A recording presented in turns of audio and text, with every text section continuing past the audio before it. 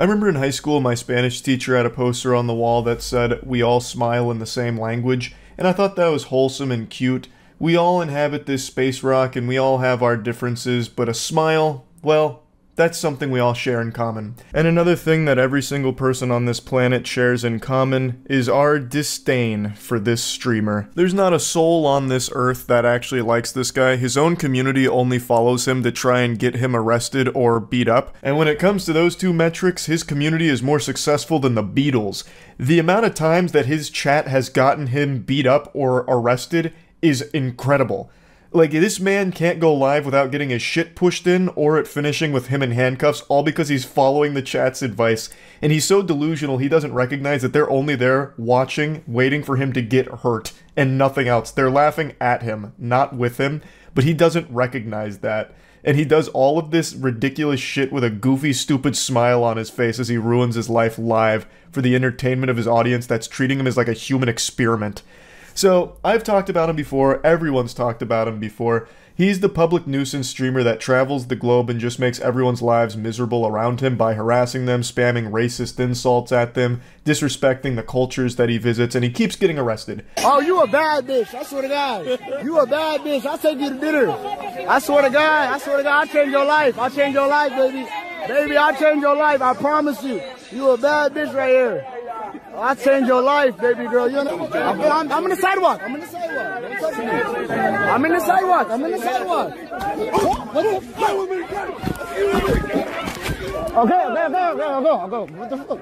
Okay, let's go. Relax. Relax. America. I'm in the sidewalk. I'm from America. What are you doing? This is from one of his more recent arrests in Israel. You can see him start to panic and spamming "I'm American" as if that's somehow going to save him here, like that's his safe word that's going to get him out of this situation. It's like, oh my god, pardon me, I didn't realize you were American. Let me dust you off. Fucking goober. But yeah, this is how his streams go. He just causes as many problems as possible for his audience, and then it either ends with him missing some teeth or him missing some freedom in a prison cell. But unfortunately, no matter how many times he gets arrested, for some reason, they keep releasing him. They keep letting him out of the slammer. And I do have a bit of a conspiracy theory, so excuse the tinfoil hat here. But I have to think the authorities keep letting him out of the slammer because they're in on the joke, and they know if he gets out, the cycle's going to continue, and he's just going to go out there and get beat up by another stranger, because he is a knuckle sandwich magnet. Any stranger with a fist somehow finds this man's face and just fucking pounds his flesh to bits. It happens so often. He is a sentient punching bag with a pulse, but somehow has even less of a personality than a punching bag would.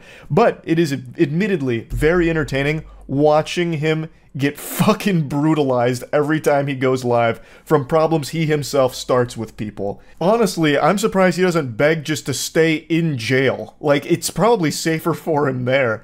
Because I don't even think he's ever even thrown a punch back during any of these altercations. He just, like, his arms are like limp noodles, I guess. Because anytime that someone starts beating him up, he just sits there and fucking takes it. It's like they're just beating up a corpse at that point. Like, it's so weird. This guy's a fucking loser. Everyone knows that. I'm not even going to bother saying his name because he's just a vermin whose brain is so poisoned by clout that the only thing he thinks matters in the world is attention. He needs attention more than he needs oxygen, so I'm not going to be saying his name. I'm sure you've already seen this NPC plastered all over the internet. He's one of those very few unifying moments that brings everyone together because we all dislike him the exact same. It's one of those things where no matter our differences, we can all come together and spit on this guy together, because he super sucks. He's just an absolutely deplorable, worthless piece of shit. So, you might remember him most notably from his infamous Japan trip where he spent 90 days in jail, and then he got released. You know, he was talking about how he'll never make videos again or whatever, and then the second he's out of Japan, he immediately goes right back to doing it and starts gloating in their face about how, like, he got away with it and it was all unjust and all that, and then immediately goes to Israel just to do the same shit again, gets arrested, and does more shit like this. I'm America, don't touch me, bitch. Don't touch me, bitch. Don't touch me, bitch. I'm from America, bitch. Don't touch me, I'm from America, bitch. Don't touch me. I'll slap that ass, I'll grab it too. Donald Trump told me grab it by the pussy, I'll grab that too. Stop playing with me, bitch. I'll grab it by the pussy right here, nigga. I don't give a fuck. Influenza is more likable than this guy, and also for someone who apparently doesn't give a fuck, you sure are super sensitive about people making fun of you and hurting your feelings. He was threatening to sue YouTubers that made fun of him. He somehow thinks that this is a flex. He's trying to say it's defamation, libel, and slander, and that he's going to be issuing cease and desists. I'm honestly impressed that his spelling is correct here. I thought for sure he was close to illiterate, but maybe he had his lawyers draft up this tweet. But then again, his voice really does shine through with the last statement. It's gonna feel so good spending your YouTube ad revenue on coke and hookers. Yeah, that really sounds so hard. You can't get pussy unless you pay for it. What a big alpha male man you are, brother. But anyway, this is a bunch of hooey. This is a bunch of barnacles. Like, what a load of fish paste. There's no way he has the capacity to sue anyone because his lawyers are way too deep into fighting all of his criminal charges across the globe. They're having their own, like, Avengers Endgame moment with all of these lawsuits from all of these different countries. There's no way they'd have time to tackle some YouTuber squabble. I don't even know why I'm pretending for even a second that this is real. There is a 0% chance that he has any lawyers at all. This is just a sniveling worm flexing his non-existent lats for his community that treats him like Bozo the Clown, where they can toss tomatoes at him while they watch him ruin his life for their entertainment. He doesn't have anyone in his corner, let alone some lawyers. This man is totally fucking alone, and the only solace he finds is in going live so that way his audience can cheer as he gets his ass fucking pounded into oblivion on the sidewalk per usual. What a miserable existence that is. I don't even know why he's even trying to put on this facade that he has lawyers or any ability to have a lawsuit against somebody. I guess if there was to be a deeper message of this video besides just making fun of this pathetic person, it would be that I really hope at some point he does get thrown in jail for an extremely long period of time. He breaks so many laws and broadcasts it proudly online and makes a mockery out of all of the legal systems that he's taking advantage of here because he keeps getting released. Why? That doesn't make any sense. Keep him in prison for this shit. It'd be totally understandable and it'd be a huge PR win. That's such a rare occurrence where you can get an absolute PR slam dunk by locking up a live streamer. You would get applause and fist pumps out the wazoo from the entire cyberspace if you announced, "We are not releasing him anytime soon. He will spend this many years in jail for the following crimes that he committed and broadcast online." Make an example out of him. Like, I don't know how he keeps getting away with it. But yeah, he is still currently doing the same shit, and he will continue to do so until he is eventually either dead from this or in jail for a long period of time. So I just wanted to talk about it and make fun of him again. That's really about it. So yeah. It's only been a few weeks since we talked about that horrible hemorrhoid on Twitch that abused his son because he lost a Madden game. That story has a happy ending. Luckily, George R.R. Martin finished this tale. He got kicked out of the house by his wife and hasn't really said or done anything since. I guess he just faded into the football shadow realm. But then, yesterday, some other streamer saw this guy and must have said, "I want to be like him, but worse." So we have an even worse father that came out of nowhere, a new anime villain here, and this pathetic urinal cake just exists to get pissed on. He fucking sucks at the games he plays, and he has some of the worst anger I've seen on Twitch. I went through a couple of his old shit, and it's nothing but him raging half the fucking streams. But last night there was an eruption from this volcano of pathetic worthlessness. He storms out of his chair going off screen, yelling and screaming at a child, saying that he's gonna break their neck, saying, "I hate you." And the child is crying and screaming, and he goes on Twitter to say it wasn't directed at his daughter, it was directed at his dog. He was threatening to break his dog's neck, which makes everything okay. I'm going to show the clip now. It's very disturbing, just a heads up, and then we'll go over him trying to justify his absolutely disgusting behavior.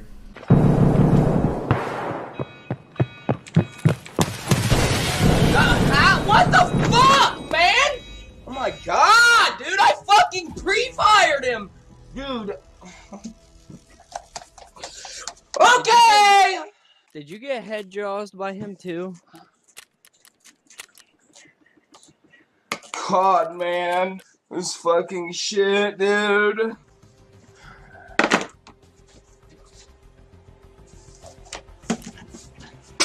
Need 3 changes?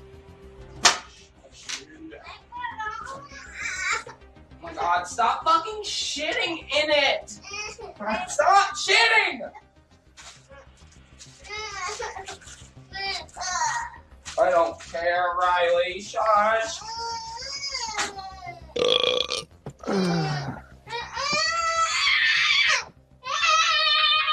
Dad!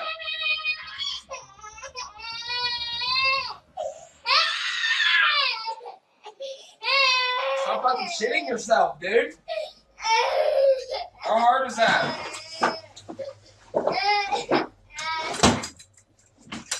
Damn Christ, man. God damn, you stupid motherfucker. God, I fucking hate you, dude. Get the fuck out of my room, bro. Go! Get out! Go! The fuck out of my room, dude! Get out! I'm gonna break your fucking neck, dude. Get the fuck out! He's yelling at a child, but he himself is the biggest child in that house, just having a full-on, whiny, pissed pants baby meltdown. Oh no! Okay, dude. Oh. All because he just fucking sucks ass at his video game. And of course you could see some gamer tears crashing upon his Dorito-dusted desk as he gets up and then just starts to be abusive towards everyone around him. Now it's important to note that this clip is actually cut. It's not one continuous clip, but it's in two big sections. The first section where he goes, starts yelling and a child is crying as he says to stop shitting yourself, and then it's cut again when he gets up and he says to get the fuck out, I hate you, I'll break your neck. So there is two clips here. And in the first one, I think it's very clear that this is directed at his daughter. And he is a father, he has a daughter, this is his Twitter bio, aspiring gamer, single father of a beautiful 3-year-old, business owner. Look, I'm no fortune teller, I don't have a crystal ball, but I think this clip right here just single-handedly killed your business. I don't know what the business was, probably something fucking terrible though, like he probably sells gaming diapers because he's always shitting himself out of anger in his video games, so probably thinks there's a market for it, not realizing that he's just one of the only ones that gets that fucking mad at games.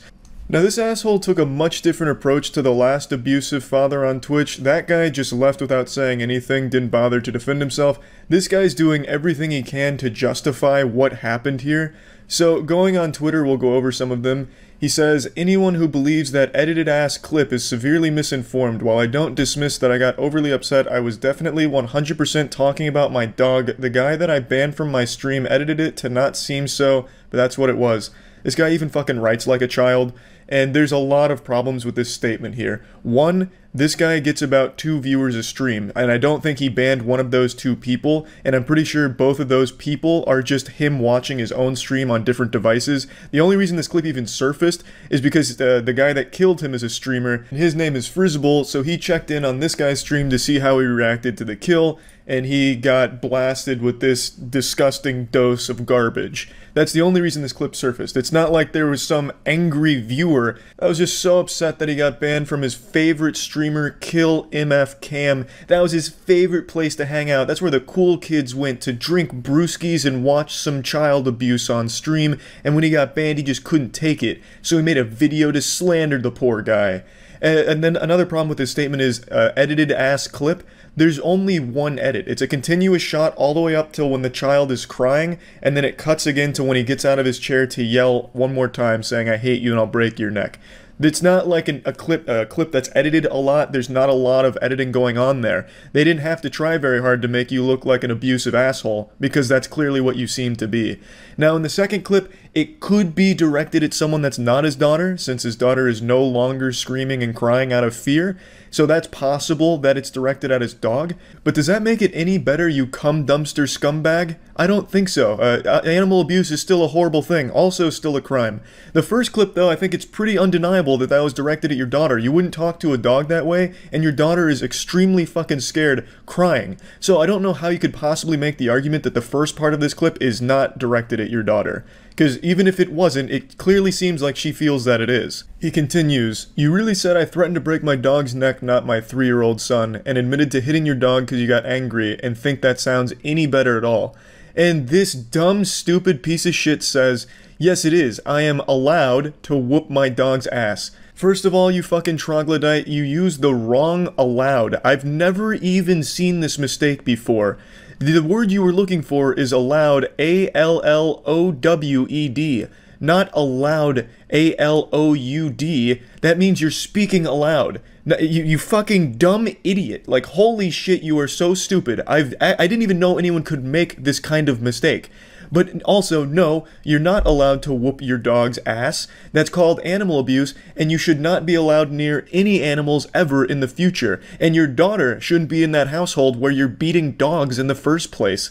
He continues, whoop my dog's ass for being bad, dude. She's a pit, LMFAO. I whooped her butt twice and made her leave my bedroom, LMFAO. While it wasn't okay to sound so mad, it really wasn't what this guy edited it to be.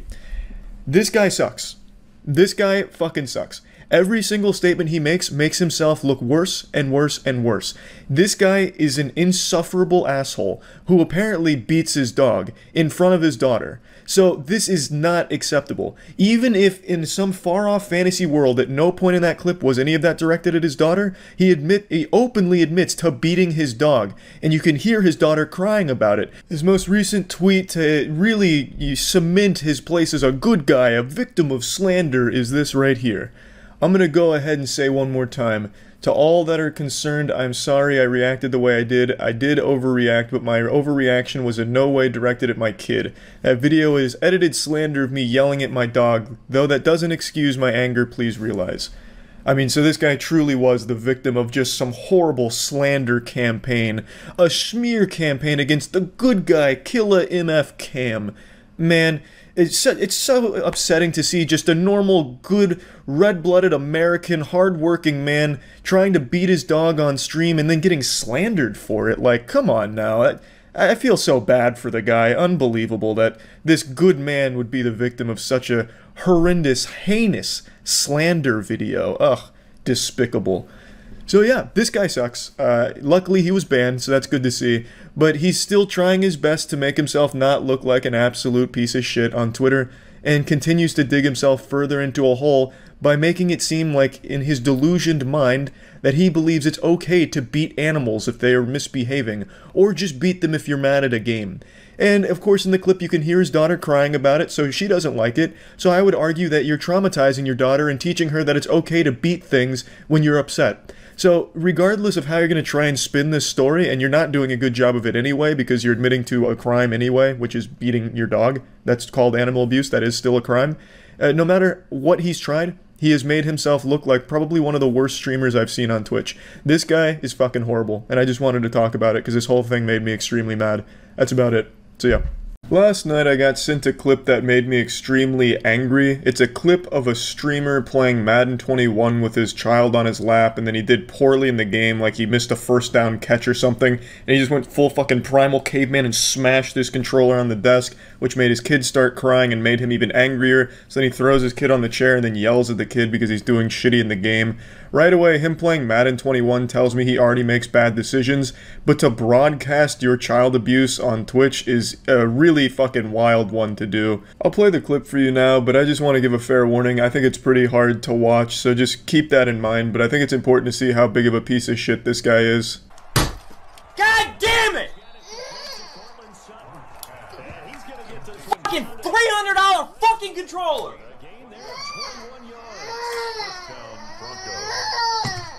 Yo, can I fucking press pause? Just sit right here. Stop. I gotta go, yo. I'm about to fucking lose it, yo. Shut the fuck up! No, your computer isn't lagging, nor is the video itself. This pathetic worm just streams using a dial-up connection that he's probably stealing, so the frame rate's dog shit, and he has a $300 controller apparently, but a 30-cent internet connection and webcam. The webcam looks like you're trying to watch censored hentai. It's so fucking pixelated. But hey, that's just his style, baby. Child abuse in 360p. Really sad shit all around. Like I said, I think it's pretty hard to watch. Now, he didn't, like, throw the child, like, he didn't go in there and, like, slam dunk the kid into the chair or anything, or spike it like a football in Madden, but to aggressively throw the child down and then scream in his face is nothing shy of horrible parenting and genuine child abuse, I think. I think most people would agree with that, except for a couple of really battle-hardened Twitter users with their furry porn avatars and anime profile pics saying that it's not child abuse and they went through similar things and loved their parents and it made them stronger, and that you're just a bunch of pussies these days if you can't take your parents yelling at you in your face because they got very sad and salty at a fucking sports video game. I think it's definitely child abuse. 100% in my opinion. Like, I think there's really no argument there. I feel extremely sorry for the child. The father is a worthless hemorrhoid going into this full fucking meltdown mode and tantrum over just doing poorly in a sports video game is just the highest level of pitiful I could imagine. I don't remember exactly what his wording was, but in his little Twitch slogan, the little sentence or paragraph under the stream to let you know about the streamer, he said something like, "Being a loving father and supreme turbo gaming ultimate gamer warrior is my mission in life." I'd definitely say that is a complete mission failure. I don't know what it is about sports games. There must be some kind of curse on the genre. It just brings out the demon in people. It's fucking pathetic shit though. The good news is he's been banned from Twitch and he's like deleted all his social media and shit. I don't know if this is true, but apparently his wife actually kicked him out because of this, so that's good that she's taking action to protect the child from him. Because if he's gonna melt down like this over something as trivial as a Madden game against the fucking computer, he's not even playing a real person, he's playing the fucking AI and going into this like nuclear explosion meltdown of anger. He's not safe to be around. Again, I don't know if that's true or just some kind of Twitter fan fiction, but what is true is fucking sports gamers are a different kind of salty in their game. It reminds me of the plot of Kingsman when Valentine put the chips in the phones that make people mindlessly kill each other to get the world's population down. I feel like Valentine could have done the same thing by just making everyone play Madden. They would have been at each other's throats and the world would have been in chaos. But yeah, anyway, this clip just made me really upset and I wanted to just kind of talk about it a little bit and let people know that it's not okay. I don't know why there's like kind of a decently sized portion of people on Twitter arguing that what he did is perfectly justified and the kid may have had it coming because the kid impeded his ability to play the game properly. Like, it's crazy. Twitter is the most wild fucking place I've ever seen in my entire goddamn life. There are other people arguing like, you can't say he's a bad father, you're only seeing a 40-second clip, he could be one of the world's best fathers who just had a slip-up. You stupid shit stain. This isn't a slip-up. A slip-up was when you accidentally say damn or shit around a child.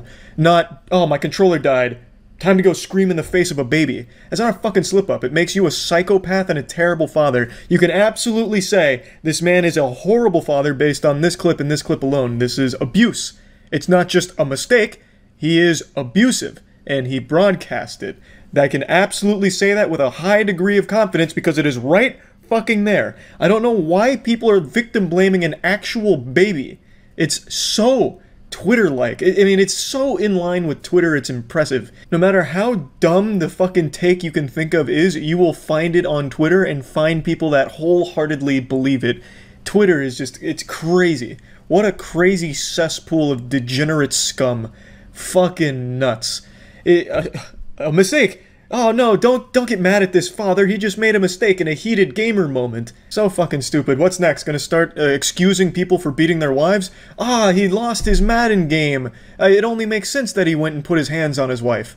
It's Twitter, just, there's no end to how low they'll stoop with the dumbest fucking takes imaginable. But yeah, anyway, I just wanted to talk about this because it was really, really frustrating. It made me extremely mad to see. And I do hope the story with the wife kicking him out of the house is true, and really happy to see the quick action Twitch took in banning him, so that's also very good, and yeah, really, that's about it. See ya. It's not your birthday, or if it is, I wasn't invited to your party, but I brought you a surprise anyway. A trashy streamer who hit a pedestrian whilst driving distracted and most likely high out of her mind, and she's not a Kick streamer. I know, right? Kick right now is probably just wiping sweat from their brow like, whew, finally. A crime that was streamed that wasn't on our platform, pumping their fist in the office, shaking each other's hands like they won the Super Bowl. She is a YouTube streamer, so let the celebrations commence at Kick. The Gatorade showers are probably in full effect over there. She streams on YouTube, and from what I can tell, and I've only gone through like 3 of her streams, her entire streams revolve around how degenerate she is. She's usually very fucking high. According to the community that watches her, she does meth pretty often before driving. She's always on her phone while driving. It's where all of her content takes place, so she's always looking at chat, getting donations, very distracted driving. And she also had an incident where she was doing Spark deliveries and giving groceries to a customer, and her dog is in the back seat with all of these groceries and ends up peeing on the chips and taking a shit on the other groceries with an entire worm that pops out of its ass like it's a scene out of Ozzy and Drix. And how does she respond to that? She wipes the worm off of the groceries and then still delivers them to the customer who had no idea. I'm going to show you both of these clips here. I'm going to start with where she hit a pedestrian yesterday. Well, he does hear those voices. They're not fake, but I wonder sometimes.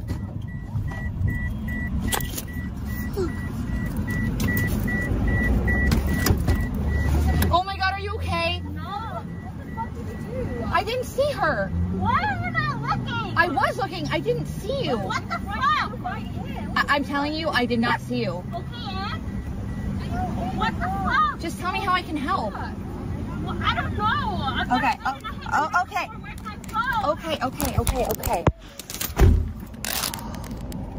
Oh my god, you guys. I don't know what just happened, but it wasn't good. What do you mean you don't know what just happened? Are your eyes lagging? Is this a latency problem like the ping's too bad so your eyes haven't caught up with what's going on here? Is your brain stuck in Narnia? You just hit a human being because you're too fucking busy talking to your stream. You're not paying attention to the road. What's actually surprising here is this is one of the few times in all the clips I've seen where she actually is looking forward as opposed to like looking elsewhere and looking at her phone, and yet somehow she still doesn't see that there's people in front of her and she hits one, and then I guess still can't make heads or tails of what just happened. It's craziness.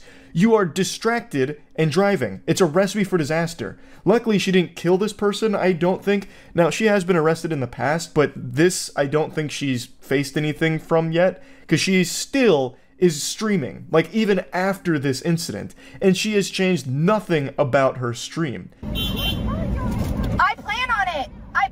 Can I park? All right, guys, here's your content for the day. Ah, yes, the content of hitting a pedestrian. Top shelf shit. Thanks for delivering that. She's a menace. She is a danger to everyone around her. She should not be allowed to drive. Period. Full stop. From everything I've seen, she is not safe to be on the road. And she is certainly not safe to be doing fucking grocery deliveries.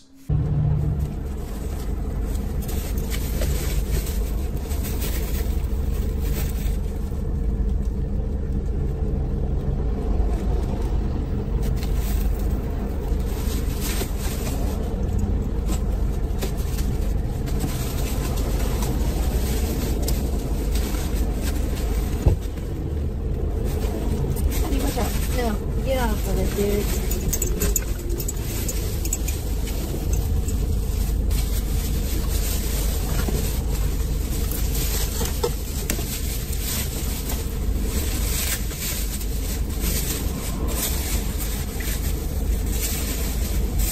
The worm that came out of the dog's ass has nothing on the worms that infest this lady's brain.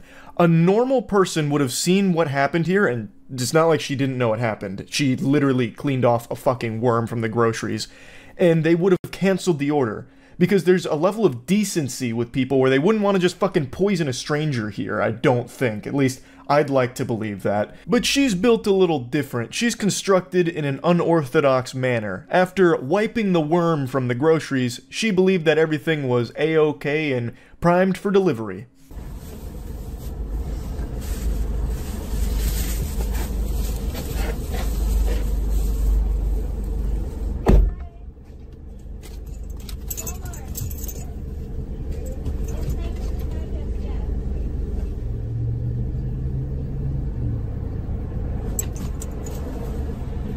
No mention at all to the customer about all the piss and shit on the groceries. Like, at the very least, you could say, like, hey, so my dog's in the car, and he kind of had, like, a field day with his bowels on your food, also his bladder. Just want to give you a fair warning in case you don't want to consume dog piss and shit. Just thought you should be aware of it. But no, she's like, hey, here's your groceries, hey, have a good day. Bye-bye, make sure to leave 5 stars, appreciated. And then goes right back into her car to continue the stream. That is so foul and filthy, and it's criminal. Like, you can't contaminate people's food and not, like, at least warn them about the potential outbreak? Like, we could be dealing with, like, the goddamn T-virus that spawns from this when the lady eats the piss and shit-covered groceries. Like, it's so gross. It's so disgusting. Even the dog looks out the window and is probably just revolted, like, oh, jeez. Yoo-hoo, pardon. Oh, goodness, she's not going to deliver those groceries. I just shat on them. That would be so foul. Oh my god, she's doing it. No, oh, please, Jinkies. Jiminy Christmas, my god. My owner's a fucking Neanderthal. She's a goddamn idiot. Like, even the dog is looking out the window concerned. And to be honest, I'm concerned for the dog. The dog doesn't seem to be in great health if it's pooping worms in the car. Like, I'm worried for that dog now.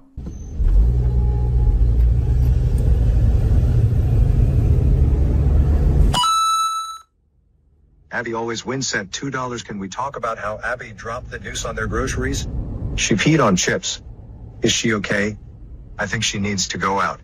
Poop, poop, poop, poop. Dog, dog, dog, dog. The chatters are also concerned about the dog after seeing that, and yet there's no mention at all about the customer who is going to unknowingly consume the dump doomsday that was just produced on top of their food. But luckily this streamer does have an answer to go ahead and calm everyone's fears about the food being ruined. I mean, it's just piss and shit. That doesn't ruin food, which she helps us understand. So Abigail went out like 3 times today and she hasn't pooped, she's peed. Once at the vet, once before that, and then the nighttime, like 2 in a bag. It was not on anything else I checked. I removed it. All is well. That's what bags are for, right? To protect. Hey pal, you just blow into Stupid Town? You can't really wipe piss away unless you have sponge hands, which I don't think you do. And also dog shit and worms on top of the grocery bags that the food is in. Like, there's no telling what made it through, especially since it sat there for a little bit before you came in there and apparently scraped it off. That's not exactly the optimal sanitization protocol. I'm just gonna go ahead and hit you with the cold water. You didn't get all of it. I promise you that much. But she clearly doesn't view it as a big deal, probably because she's smoking dog piss every day and then going live on YouTube here, which is just a danger to everyone around her. My heart breaks for anyone that gets a delivery done by this lady. That shit is probably rancid. Like, I bet everyone who... Like, you could probably, as an epidemiologist, track foodborne illness outbreaks relative to how many deliveries she's made in the area. And you'd find a pretty crazy correlation, would be my guess. Now, she has been arrested before in the past. I did a bit of a dive on her history. She is a very interesting specimen, to say the very least. But as of right now, I don't believe she's facing any legal repercussions from the delivering contaminated food to a customer or the hitting of a pedestrian. I don't see any updates on that, but those are still relatively new. So, I guess we'll see, but man, what an absolute trash bag of a person. This is some awful garbage here. So yeah, I had to talk about this a little bit. I was stunned when I saw these clips. That's it. So yeah. I'll be honest, I don't usually cover topics like what I'm about to touch on today, because it's extremely serious. Usually the stuff I cover is things to point and laugh at, throw tomatoes at, say, boo, stinky, yucky, boo. Not this. This is horrifying. It's a story I haven't seen a ton of people mention, and I myself didn't know about it until a few nights ago, where just some random chatter during stream mentioned it.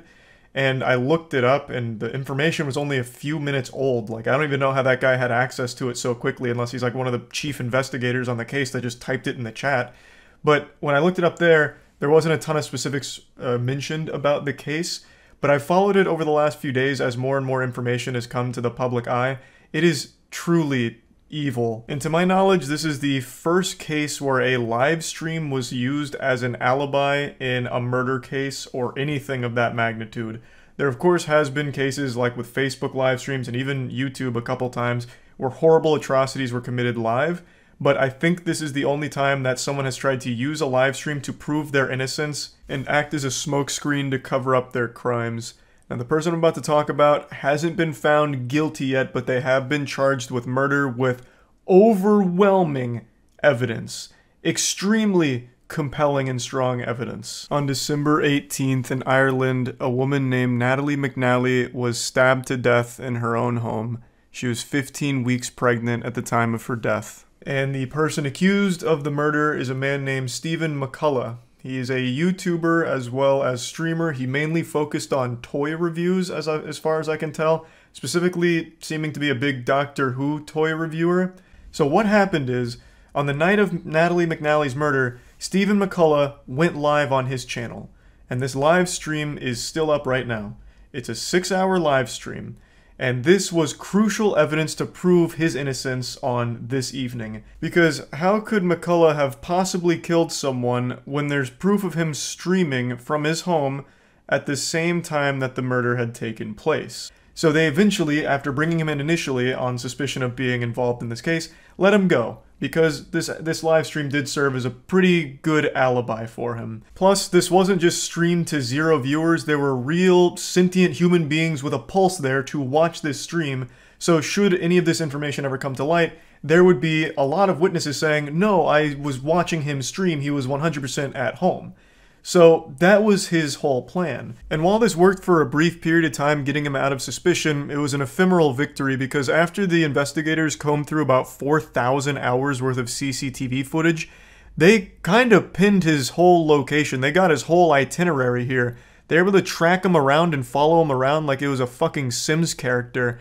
So not only did they see him through the CCTV evidence, but they also have the account of the taxi driver. They even took notice of things like a yellow glove underneath a black glove while giving change to a bus driver. And with all of this, they had a really strong case against him being the murderer. But they still had that live stream to explain. Because again, there is a live stream that did span the entire course where all of this took place.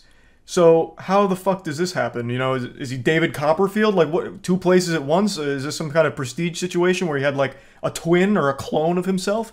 The actual answer is it's far simpler than you would possibly ever think. The live stream was fake. Yes, the stream went live on his channel during this whole period of time, but it wasn't actually a live stream. It was a pre-recorded video that Stephen McCullough had recorded days prior in order to look like a live stream, to mimic a live stream, so that way it could be used as an alibi for him. And when you watch the live stream, which again is still up on his channel, there are so many alarming red flag moments throughout it, even from the get-go. So he mentions at the very beginning of this live stream that he's not going to be able to read chat for a variety of technical reasons. One of them being it would crash his computer, it'd freeze the computer, it'd ruin the whole stream because of all of these deep tech problems that he couldn't solve. Everything's gone cattywampus, so he won't be able to read your chat. More like, Doctor, who's talking? Because I can't see you, I'm not reading chat. He just keeps reiterating over and over and over again that there's going to be no chat interaction. Because obviously, since this is a pre-recorded thing, there is no chat for him to read or interact with. Well, because this streaming software is kind of up the left, it means I can't check the live chat, which is a real shame. Can't look at the live chat for some bloody reason, because if I do, it makes the whole thing freeze and OBS just screws up. And he just kept like explaining why he can't read chat, and then he started talking about like, well, I guess I could read it on my phone, but you know, I get addicted to TikTok when I'm on my phone, and that's a mess, so I've put my phone in timeout in another room, so I won't be reading chats there either, and that'd probably ruin my internet too anyway, so no chat tonight. You guys can talk amongst yourself. I don't even like live streamers who read chat, so no chat for me tonight. There's plenty of streamers who don't interact with chat, but to go this long and this in-depth on things that make absolutely no fucking sense whatsoever to explain why you're not going to be reading chat or reacting to donations is definitely a little odd. And there's plenty of other really alarming moments about this stream, especially looking back on it in hindsight. He keeps reiterating that he's live, you know, this is live, and he's staying inside all night. He talks about like drinking and driving, and he'd never drink and drive, which is why he's staying inside, drinking on stream live for his viewers to enjoy. He's playing GTA Vice City throughout the stream, and he's making comments about like how the police force is no longer like equipped to handle cases, and there's a rise in crime. It's in the real world he's talking about. It's all very fucking alarming stuff, but by far the scariest thing he says has to be this. Yeah, that's physics. That's what would happen in the real world. Abso-fucking-notly. Abso-fucking-notly.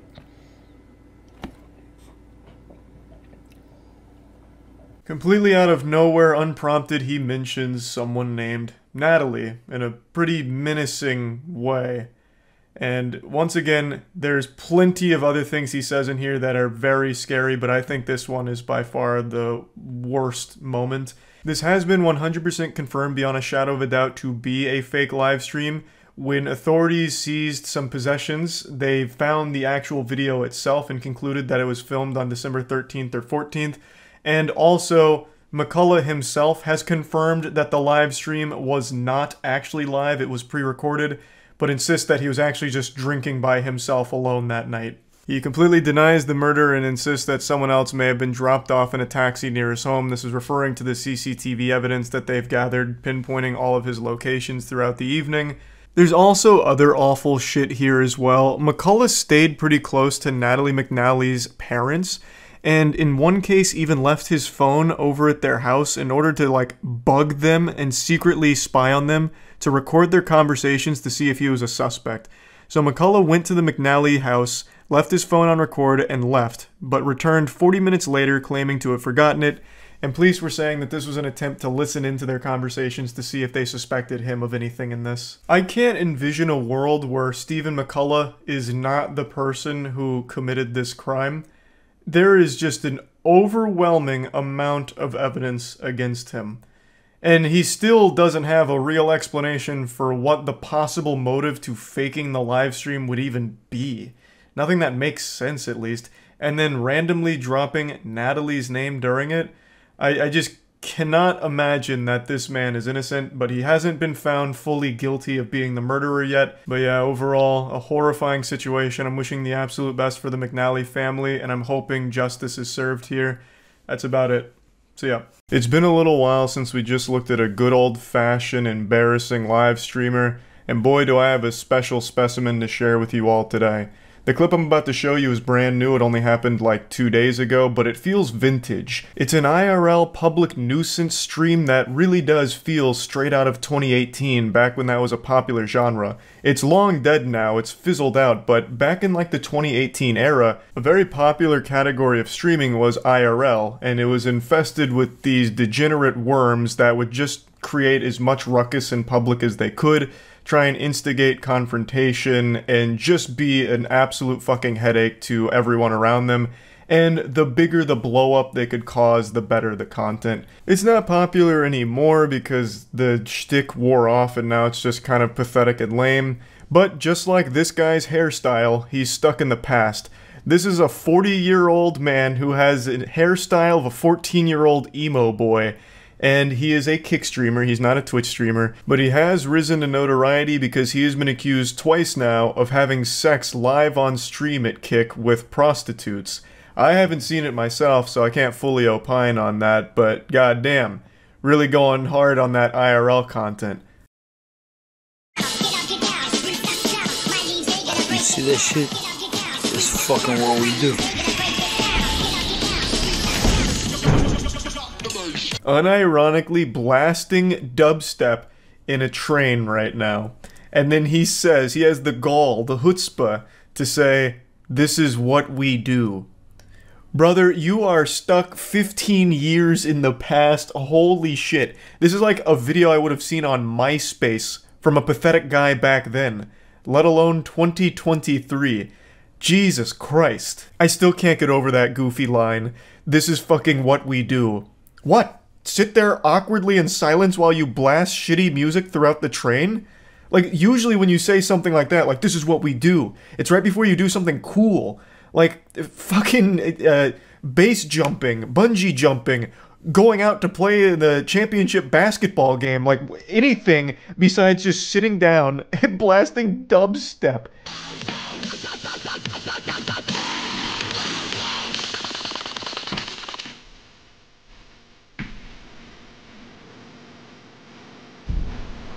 This guy kind of cements my belief that sometimes people are just born to be a lifelong loser, and there's really nothing you can do to help them or change that trajectory. They are just destined to be a fucking loser. It'd actually be pretty sad if this guy wasn't such an asshole, But you can see the people around him are clearly bothered by the loud dubstep that he is blaring here in this train for no reason other than to be a douchebag. He clearly believes he is the main character here and everyone else is just props for his IRL content. Just genuine filth.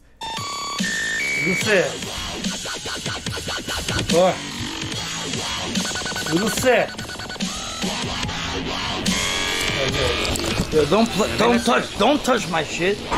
Don't touch me. Don't touch my shit. Don't touch me. Fuck you, pussy. Fuck you, pussy.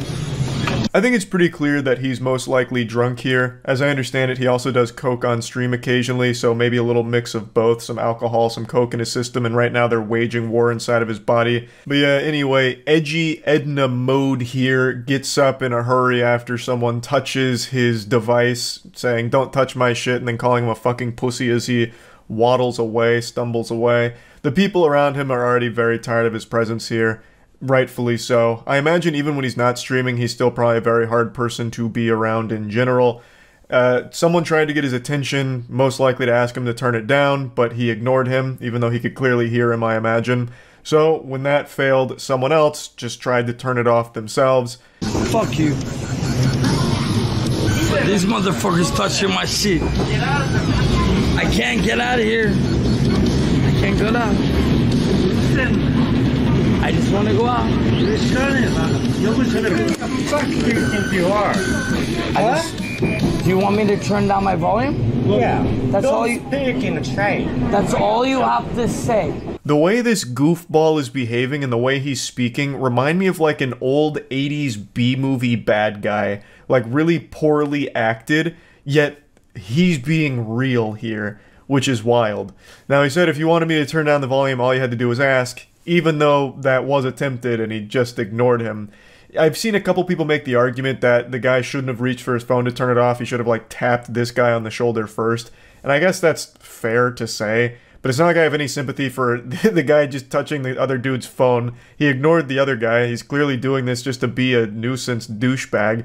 Fucking touch his phone, turn it off. Like, fine. I'm not gonna get mad about that. And this guy doesn't have a right to get mad about it either, since this is the whole point of his content. He wanted to make a scene out of this because that's what it's all about for him. So he's getting exactly what he wanted. He doesn't really have a leg to stand on here with getting mad and aggressive. It's exactly what he was looking for. Instead of being wait. I want to take English to you because you understand English, right? Nah. You know? Chotomate, ne. Chotomate, ne. Speak English to me. Don't fucking Japanese to us, man.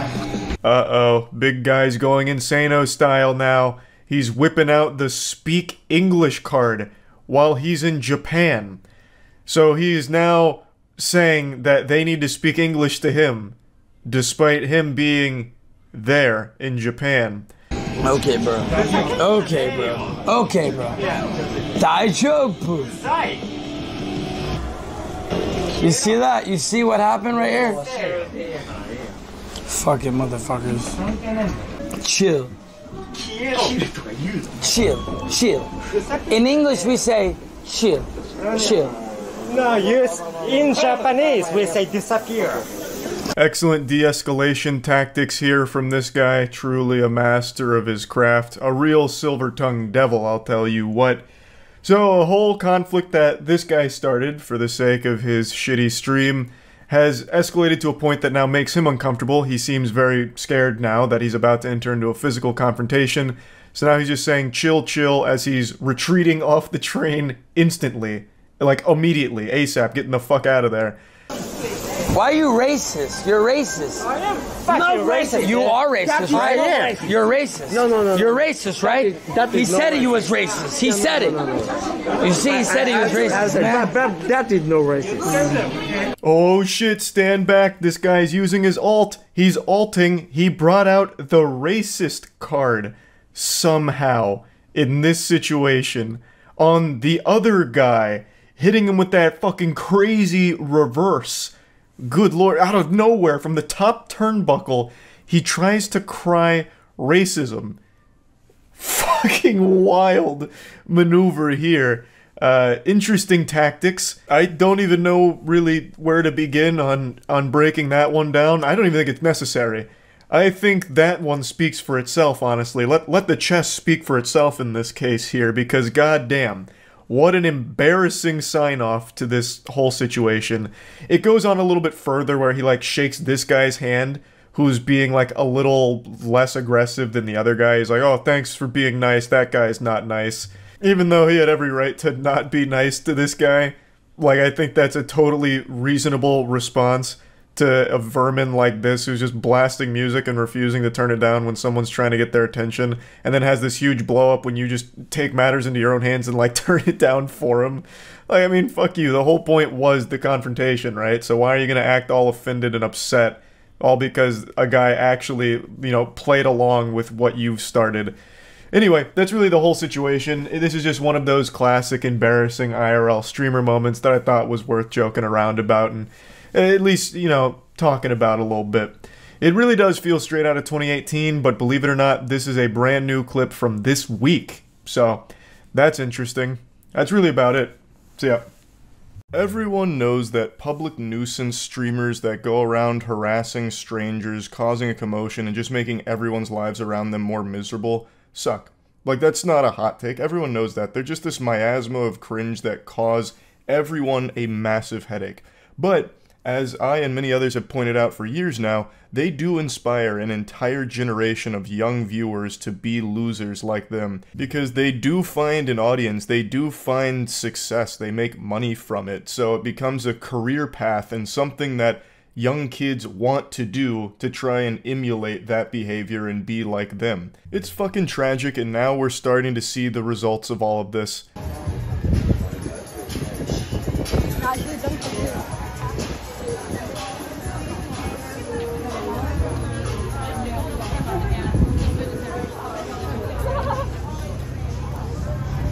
What the fuck? Put your hand in my food again, and I'm throwing all of your phones. Hey, you're not touching our phone. Don't put your hand in my food again. Do not do that. You don't do that. This young whippersnapper can't be older than 11 years old, and he's already becoming a scourge. He's trying to do what all of the other public nuisance streamers do by just being a societal hemorrhoid. He still has his baby teeth. He hasn't even gotten his adult teeth yet, and he's already doing this shit.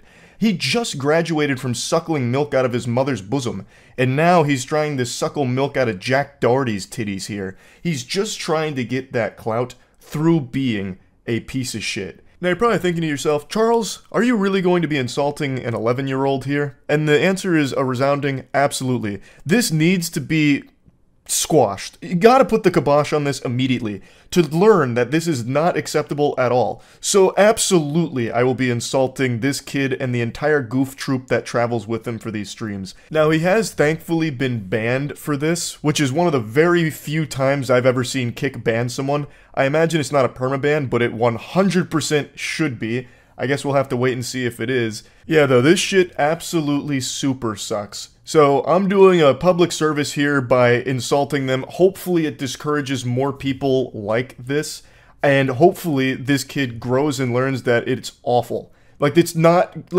even good content. People are watching you because you are a clown, and they're sitting on the edge of their seat waiting for you to get your ass beat. That is your entire audience. You are a fucking spittoon that they are spitting in.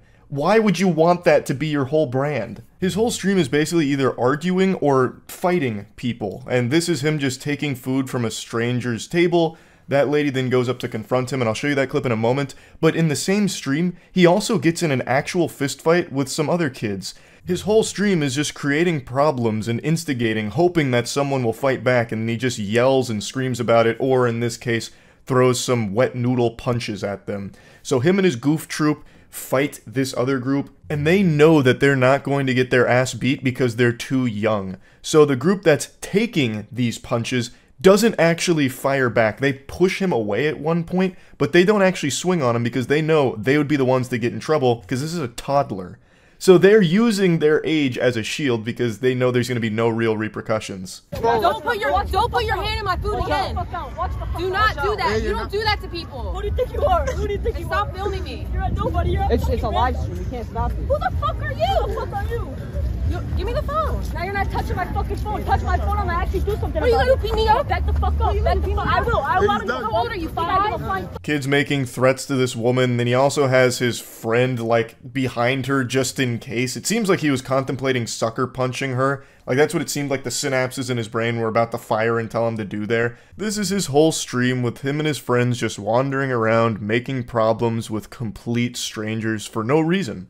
And I'm also using the term friends very loosey-goosey here because I have a hunch that they're not actually his friends. They probably can't stand to be around this annoying shit stain. They're just here because he has some viewers and they're trying to elevate themselves. That's typically how these stories go. I think it's also worth mentioning that he has clearly been heavily inspired by Jack Doherty. Jack Doherty is another public nuisance streamer who does this exact same style of content where he just travels around, makes problems, causes a ruckus, and he has a bodyguard with him so that when anyone tries to confront Jack, the bodyguard steps in and either attacks that person or scares them away and sizes them up, gets them out of there to protect Jack Doherty from the consequences of his actions while Jack peeks around, the bodyguard still lobbing insults at him like a real tough guy. Also, Jack Doherty is probably about the same size as this 11-year-old. So, the reason I say that he's clearly inspired by him is because this kid also travels around with a bodyguard. That's who that dweeb with the TikTok broccoli hair was that's positioned behind the woman here. That's supposed to be this kid's muscle. Or backup, perhaps. Maybe sidekick. I believe it's supposed to be his bodyguard, though, like Jack Doherty has. But the clear difference between Jack Doherty's bodyguard and this kid's is Jack's is a full-grown adult man who is like a professional bodyguard. This kid's is another child who's still afraid of the dentist and probably still wearing Pampers and the head of the anime club. But he is still trying very hard to be like Jack Doherty. And the question needs to be asked, where are their parents? Where in the fucking world are these kids' parental figures? Do you? Alright, hold up. Do you? Don't do that again. Hold up. Yeah, shut the fuck up. Let's go. I couldn't imagine anything more painful as a parent than seeing your son like this, or any of the kids in this group here. It'd be less shameful if they were just addicted to heroin. Now, I know a lot of people default to blaming the parents here because that's a really easy thing to point the finger at, especially with so many parents just sitting their kids in front of an iPad and letting them doom scroll the internet and letting the internet raise their kids. But in a case like this, I don't necessarily know if that's 100% how this happened. I think even if you're someone who's very active in their kids' lives, they can just stumble across something like a kick streamer like Jack Doherty and see him flexing his wealth and be, you know, blown away by that, getting stars in their eyes and be like, I want to be like that. And no matter what the parent does, they can't really snap them out of it. That's just something the kid's going to have to learn through failure and learning that they're going to end up alone and a loser by trying to be like Jack Doherty. But I think there is a clear problem here that the parents aren't here. Like, they're just letting their 11-year-olds wander around IRL streaming. Under no circumstances should a child of this age be fucking IRL streaming on Kick. Kick is a platform that actually has child predators on it. There was a whole expose video about a big streamer who was legitimately a fucking predator. And their kids are now streaming IRL on that platform right now. And even on any platform, I don't think any kids should be doing any kind of streams like this. So, I really am curious why the parents aren't more present in their life to allow them to stream for hours like this. That's just downright irresponsible, 100%. But I don't necessarily blame them for the kid trying to be a Jack Doherty clone, a bootleg Jack Doherty. That's something that even if the parents were monitoring their internet usage, he may have just stumbled across through TikTok or Twitter or something and then just got hooked on it. And that's a hard thing to stop as a parent. I do understand that part, but they definitely need to know that this is not acceptable behavior or normal behavior for kids to be doing. Fucking streaming, being an asshole.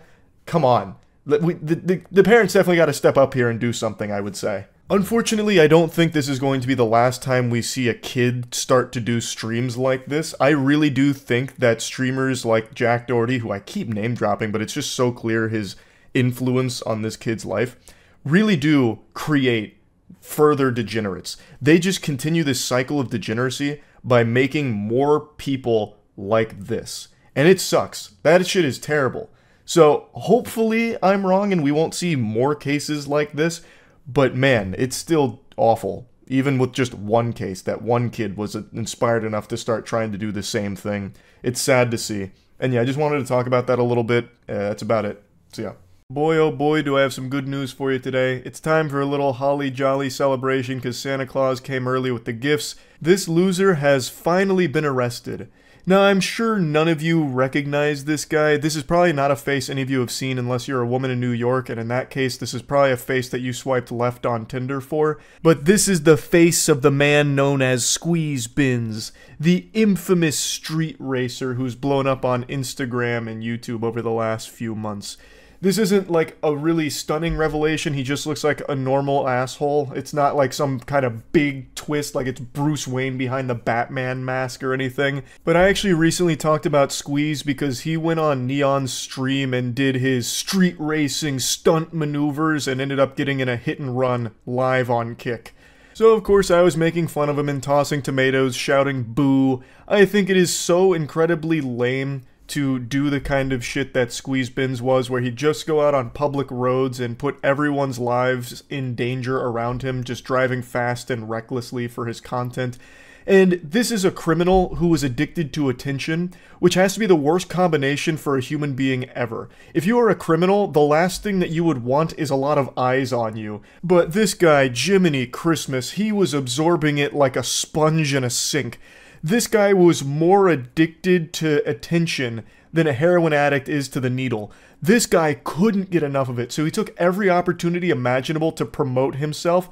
So this was always inevitable. He was either going to get arrested or get himself or someone else killed.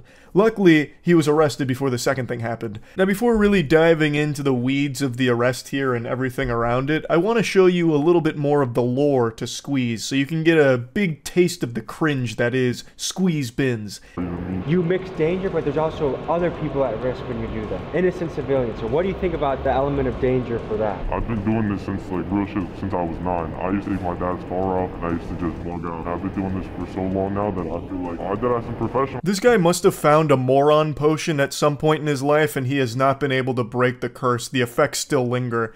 He did an interview with Tommy G, a very popular video, over 8 million views here, where he's revealing some like pretty sensitive information really, all while acknowledging that he's one of the most wanted people in the area by the authorities. How stupid can you be? He's going on a press tour here to promote himself while actively engaging in illegal activity and putting himself in as many places as possible, giving authorities all the evidence they could ever require. He also has the gall to call himself a professional. He is a talented driver, no doubt, but the only thing he's a professional at is not dying.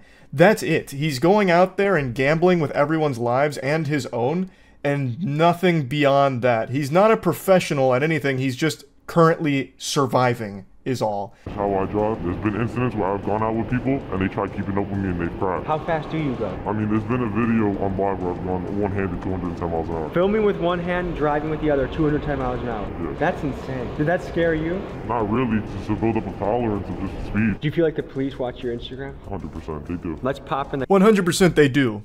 Which is why I'm doing all of these interviews to help them in their pursuit. It reminds me of this classic story where the police put out a post on Facebook asking for information about a woman who was an accessory to a murder, and the woman they were looking for actually commented on the post asking about the reward money that was being offered, and so they were able to find her because of that. Squeeze and that lady are two sides of the same coin. Just pure degenerate dummy. Anyway, though, he's finally been arrested after an incident that happened back in April where Squeeze allegedly made an illegal turn and proceeded to elude the police at high speeds. Then officers found videos of him committing various traffic violations throughout the tri-state area. Apparently the NYPD did a little fusion dance and a fist bump with another department, and they worked together and found Squeeze because he was wanted on other charges including burglary, theft, conspiracy, and more. I was reading a couple of other reports where he allegedly punched a 20-year-old man in a deli. So I'm not exactly sure what all went down there, but ultimately it ended with him getting arrested and the NYPD commissioner taking a victory lap here and dunking on him on Twitter by saying Penguinz0 is in custody thanks to New York's finest.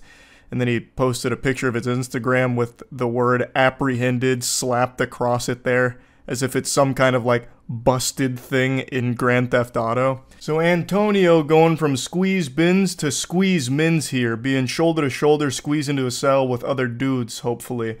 But there's no telling if he's actually going to face real prison time.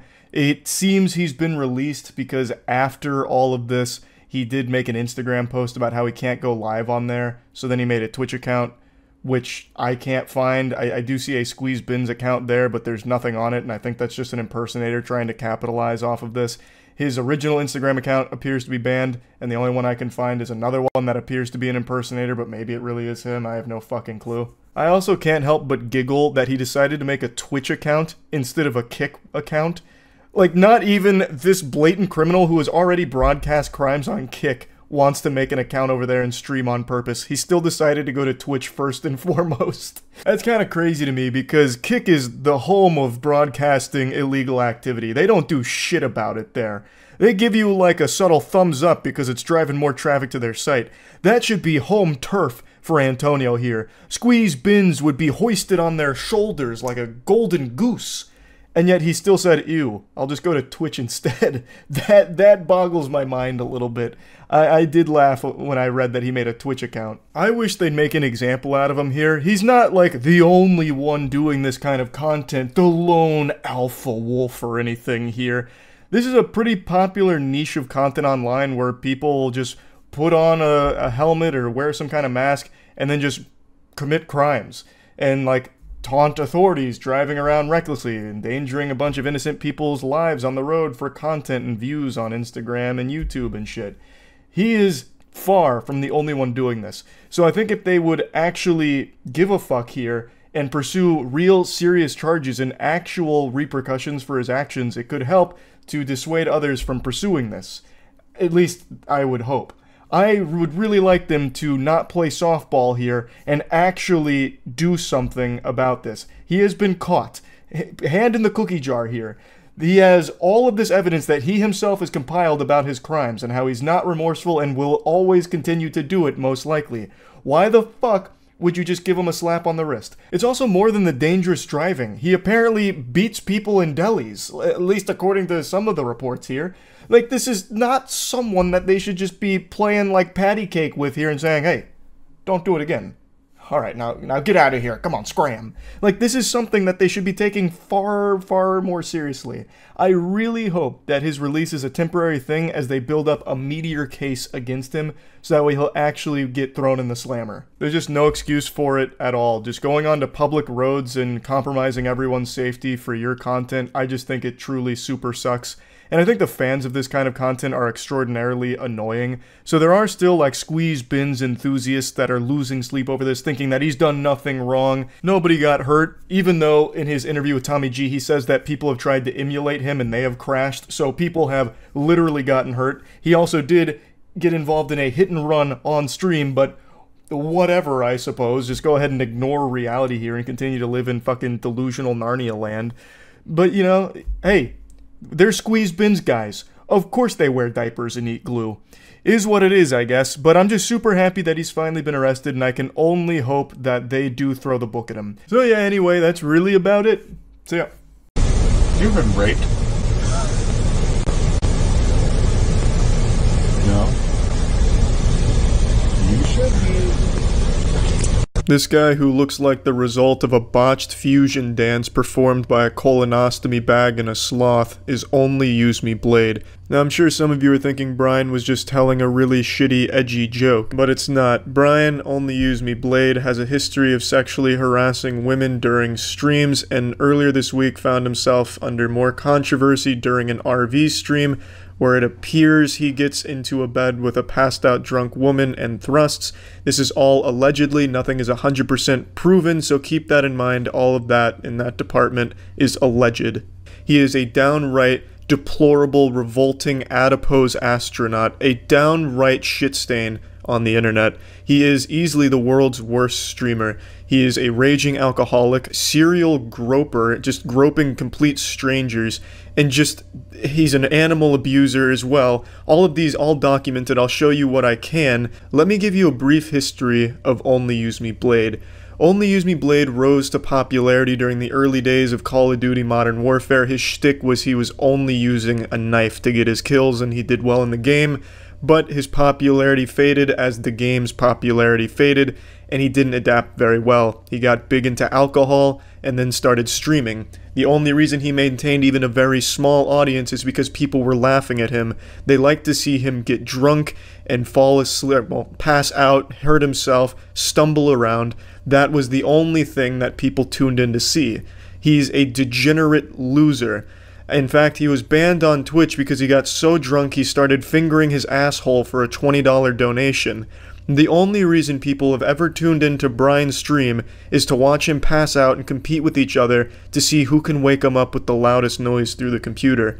That is Brian's whole identity, his legacy, and I'd feel bad for him, but it's hard to feel bad for a skid mark like this guy. Now let me show you his follow-up to when he recently groped a woman on stream and she called him out for it. This is his perspective on it. I just have a lot of love to give. So if some random fucking ugly whore bitch gets groped, she gets groped. Accept it. You should be fucking welcome, whore. You should be fucking welcome, whore. Seriously, you should be fucking honored that I would ever grope you, you stupid bitch. What a class act. This guy is the exact person your parents tell you never to end up like. You can genuinely smell him through the computer. Brian struggles with alcoholism, obviously, and it's so bad, he's 36 years old and looks like a fucking walking corpse already, but it's so bad that he has to wear diapers because he frequently shits and pisses himself, and he's been shown on stream putting on his adult diapers, and they're fucking massive diapers. It looks like something that you could put a whole goddamn Ford F-150 into, because this is a big boy taking big shits and big pee-pees when he's blackout drunk. Now, let me get to the animal abuse. The drama, people suing me. Alright, let's go. I didn't like it. Animal abuse is all the rage from internet creators these days, and Only Use Me Blade hopped on that bandwagon early. You got Brooke, the girl that put her dog into the dryer. You've got all of these titans in animal abuse on the internet, and Only Use Me Blade was kind of the pioneer who really kicked it off. He's done more than just that, but that was the first clip that I could find, and I didn't really want to go through his entire catalog of absolutely deplorable, disgusting shit. So I think you can pretty well understand how he feels about animals and how he treats them when he's around them, even though he himself is the most vile animal on the internet. Now let's get to the most recent thing where this grotesque dump truck appears to have non-consensual sex with a passed-out drunk woman. Now keep in mind, nothing has been 100% proven, so this is all alleged. The incident occurred on an RV trip. It's a stream that they're doing with a bunch of different people. She was on the trip with them. There's multiple different camera angles, and one of the camera angles shows Blade going into the back room where the girl was passed out drunk, and he is stripped down to his boxers and appears to be thrusting on top of the woman. Now before this alleged incident even occurs, there's a clip right before anything happens where Brian is asking one of the other men that you see in frame here if he should go have sex with the passed out girl in the back. He mentions her by her stream name, and I don't think she wants her name associated with any of this, so I'm not going to show you the clip. But the guy's response when Brian says this is he just kind of shrugs his shoulders. Every man on this fucking RV that you see here is such a piece of shit. It's unbelievable. It's like this RV is a giant pile of dog shit, and these are just subhuman flies feasting upon it, festering in this cesspool. It's fucking gross. This is the clip where the alleged incident actually is occurring on camera. I've cropped it out so you can't see it, but just out of frame, it seems as though Brian is making a thrusting motion on the bed. He's a massive man, so you can see the covers moving back and forth, and his legs are moving quite a bit as well, trembling under the body weight that they have to support. But this alleged incident is occurring at this time in the clip. Another extremely sad thing about this whole situation is the Reddit community that's trying to defend it. It's like a propaganda machine. They released like an Illuminati video trying to debunk it scientifically, but it's really poorly made, and you can clearly tell it's made by a 15-year-old. And as you can read, their excuse is basically RV was bouncing, which explains why the covers were moving the way they were, but it doesn't explain why they were moving at the same speed and the same interval during this alleged incident that occurs, and his legs were shaking due to alcohol shakes. And then throws in like this conspiracy bullet point list on why people would be making it up, and it's obviously never even occurred to this psychopath middle school lunch table loner social outcast 15-year-old that the reason people are upset is because they feel as though they may have just witnessed a crime and a really horrible thing, because in this alleged incident the footage looks very bad and disturbing. And for some reason, as these fucking paranoid gang-stalking conspiracy points like, oh, they're coming after our entertainment, the normies are flooding in, white knights. It's unbelievable, and it's just fucking pathetic. It's not rape if they don't have an orgasm. Fuck it. And okay, I don't think if this shit is like, I don't think I should just be on stream doing this shit. That was a clip of the girl reacting to a video that detailed the entire situation, and then she goes offline. I'm gonna give you a quick little montage of Brian groping women on stream. If you just search Only Use Me Blade, the first 20 or so results are just clips of him groping women that aren't interested in him.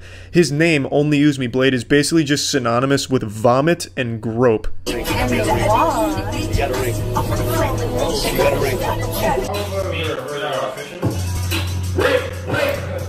Oh my god. Oh my god, what the fuck? You can't broke me! You broke me on my head. I don't know where am I? You have some big ass titties, baby. No, bring him on back. Bring him on back. Oh yeah, it's worth mentioning, all of this is after he's purged YouTube of the clips of him groping and sexually harassing and assaulting women. Yeah, he also abuses copyright takedown shit. He is the max level of pathetic loser on this fucking planet. It's unbelievable. So, Blade, you're probably watching, if you can even keep your eyes open for this long without puking on yourself and falling over. You're a fucking menace. You fucking suck. You're a horrible person. I don't know who's watching you. Well, that's a lie. I do know who's watching you. It's the people just there to make fun of you in the stream chats, because that's kind of all you're there for, just like a punching bag for those people to make fun of you. I don't know if you're proud of that or not, but you do get donations for it that are insulting you to your face, so I guess that's cool for you too, I guess. But anyway, ordinarily I'd feel bad for someone like Brian, because he does struggle with a genuine condition, alcoholism. But he uses it like a superpower to be the worst possible person on the planet and make money off. Easily the worst streamer out there. That's it. So yeah. There's an expression called misery loves company, and today I realized that that's kind of like the philosophy of how I live my life. Whenever I see something that makes me upset, I share it with all of you. If I see something that's embarrassing or gross and yucky, I make sure all of you have to see it and experience it as well. If I have to be traumatized by turbo cringe, so does everybody else. I go full scorched earth, I salt the soil, making sure everyone also has to feel my agony. And I even do that in real life with my friends too. Like if I eat a piece of food that I'm a little concerned might not be fully cooked, like a little raw, and I get concerned about like a foodborne illness, I'll see if any of my friends will eat it too, so that way we can share in the sickness together, so I'm not alone. It's always met with a resounding no, and go fuck yourself, but I at least still do give the attempt. Point is, today I realized that I do that a lot, and I'm about to do it again. There is a trend of streamers that I've talked about quite a few times over the last few years that always make me infuriated. It is the distracted drivers streamers. I'm sure you've seen a lot of streams that take place in a car where a streamer is literally reading chat while driving. It is unbelievably dangerous, irresponsible, and just an absolute terrible thing to do. And I'm always surprised that there's not more huge accidents that occur as a result of it. It of course not only endangers their life, but the lives of all of the innocent people on the road around them, simply because the streamer can't fight the urge to look at chat to read Omega lol and look at ASCII art of some big tits. It's fucking stupid. Now it is bannable on Twitch. I'm not saying that they're flying under the radar and Twitch is doing nothing about it. When Twitch is made aware of a streamer that is clearly reading chat while driving, they do take action. Now that's not to say that all driving streams are prohibited, because they are still allowed as long as a passenger is the one that's reading chat, not the driver, so that way it's a little bit safer. But unfortunately, about once a month, there's some little worms that pop out from the shadow that decide to do a driving stream because they're the main character of life. They're the fucking protagonist and everyone else on the road is just their props, so they'll hop in their car and just be reading chat the whole time from their phone, putting everyone around them at risk. And that brings us to my least favorite streamer on Twitch. I'm not going to say her name, but 3 days ago, she was streaming while driving, reading chat on her phone, and she ran over someone's dog. And I'm clearly not going to show you the actual running over the dog because it's very hard to watch and extremely hard to listen to because the animal is wailing in pain for like 45 seconds before the clip cuts off. It's fucking awful. Stukło przed chwilą. Nie wierzę wtedy. Jezus, ile tu psów! Pewnie jakaś macieczkę. It's at that moment she runs over somebody's pet because she was too busy reading chat on her phone. She even mentioned that there were a lot of dogs around and then still made the decision to constantly be reading fucking chat. And it's not like they were saying anything insightful. Like, you can see the chat right there on the screen. There's nothing that is urgent that she needs to be looking down for. It's not like some kind of fucking speed situation where she needs to be reading chat every X amount of seconds or the car's gonna blow up. She could have just not done that, and the person's pet would have probably not been hit. So this fucking clown here that's dressed like Curious George couldn't help but be reading her fucking chat and then ran over a dog. Clearly this made me very upset, so I wanted to share it with all of you so you'd also be upset. Good news is she did get banned for this, but I also think she should be facing criminal charges. Distracted driving, texting while driving, all of that. It's not a joke. Like, at all. And this is a step above texting and driving, I would argue. Because if you go back and watch her clips, she is staring at that phone for like fucking 5-10 seconds at a time. It's not even like she's just like doing one of these. Not that that's any better. But like she was like reading it as if she was like trying to get through a goddamn like Magic Treehouse book on her phone. You know, you would have thought that she was going over important legal documents with the amount of time she spent fucking reading her phone in the car while driving. Obviously, this situation gets me heated. I'm like a microwave with tinfoil in it right now. It is extremely upsetting to see this happen, and this is far from the only case of it. It's just the most recent. There's been plenty of car accidents from streamers reading chat, but usually it just involves them getting into single car accidents like this goofball here who crashed into a parking barrier while reading chat. I also remember seeing one on YouTube where a guy was arguing with someone in chat and then ran a stop sign and got T-boned by a fucking semi-truck. It looked like something out of a Final Destination movie. And to make it worse, he clearly lost the argument because he got hit by a fucking car while arguing. That's an instant L on that entire confrontation, so the chatter even walked away with the dub. It's not uncommon, it's not that rare. Somehow there's always these pathetic little worms, smooth-brained, stupid-head idiots that'll pop on a live stream and then just start reading chat while driving, and it leads to situations like this. And among all of these champions of Darwinism is my least favorite streamer, that lady I just showed you. She was a Polish streamer before she got banned for this, and hopefully she faces criminal charges for it as well. I definitely think that's appropriate, or at the very least, losing her license. I've always been very open and honest about my stance of drunk drivers and how there's absolutely no sympathy I feel for anyone drunk driving. I think the laws should absolutely slap the fuck out of them. Drunk driving has no excuse, and I feel the same about distracted driving when it's as blatant as this.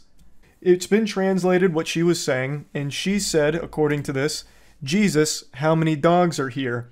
And then after saying that, goes right back to looking at her phone. So she recognized that there were dogs around the area, and then still decided to read chat because she had got a little notification. That's like actual baby brain shit. It makes me question if she ever developed object permanence. She took notice of dogs around the area, and then assumed they vanished when she looked at her phone or something, like, oh, I can't see them anymore, they must have just fucking phased out of existence, and then she hits one. Like, that is some shit like out of a video game, when you critique, like, bad AI in a game. Like, when a guard sees you, he's like, oh, who is that? I see you over there. But then you like go into a tall bush and he's like, must have been the wind. Like, that's her brain. Like, that must be like how her mind works. The second she can't see something, it ceases to exist. It's clearly very frustrating to me. And I just wanted to vent about this after seeing it today. I just wanted to share it with all of you so you could also be upset about it. And I just wanted to show you who my least favorite Twitch streamer is now. So yeah, that's really about it. See ya. Yeah, I'm wrapping up 2023 with the season finale, my own little YouTube rewind, where I go back through the internet's most insufferable worms from this year that I haven't previously covered, and I make fun of them now. Yesterday it was Illuminati on the chopping block. Today, we're shooting spitballs at Jack Doherty. Jack Doherty's infamy online reached its crescendo about a month ago, hitting its peak, mainly because he became known as just this punching bag. His face was a knuckle sandwich magnet, so most of his viral clips were him getting slapped or being involved in some kind of fight that broke out, because he truly is just an insufferable asshole to be around. Now make no mistake, don't misconstrue my words, Jack Doherty isn't the one fighting. He's the one getting beat like a drum. And I don't think I've ever seen him throw anything beyond one wet noodle punch that didn't connect. He usually has his bodyguards fight his battles for him, with conflicts that he starts and instigates, but he's around fights all the time. It's just, when you get near Jack Doherty, it's like a Dementor, it sucks the fun out of everything, and everyone gets uncomfortable and mad at him. He just has this indescribable X-Men mutation about him that makes him impossible to be around while also being in a good mood. So I'm going to go ahead and show you his most viral clip that ever came out from him, the legacy for which he will always be remembered. This is his magnum opus. Go! Where we at? Where we at?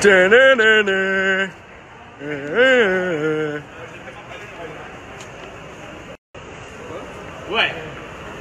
Little bro, what you gonna do? What you gonna do, little bro? Yeah. Yeah.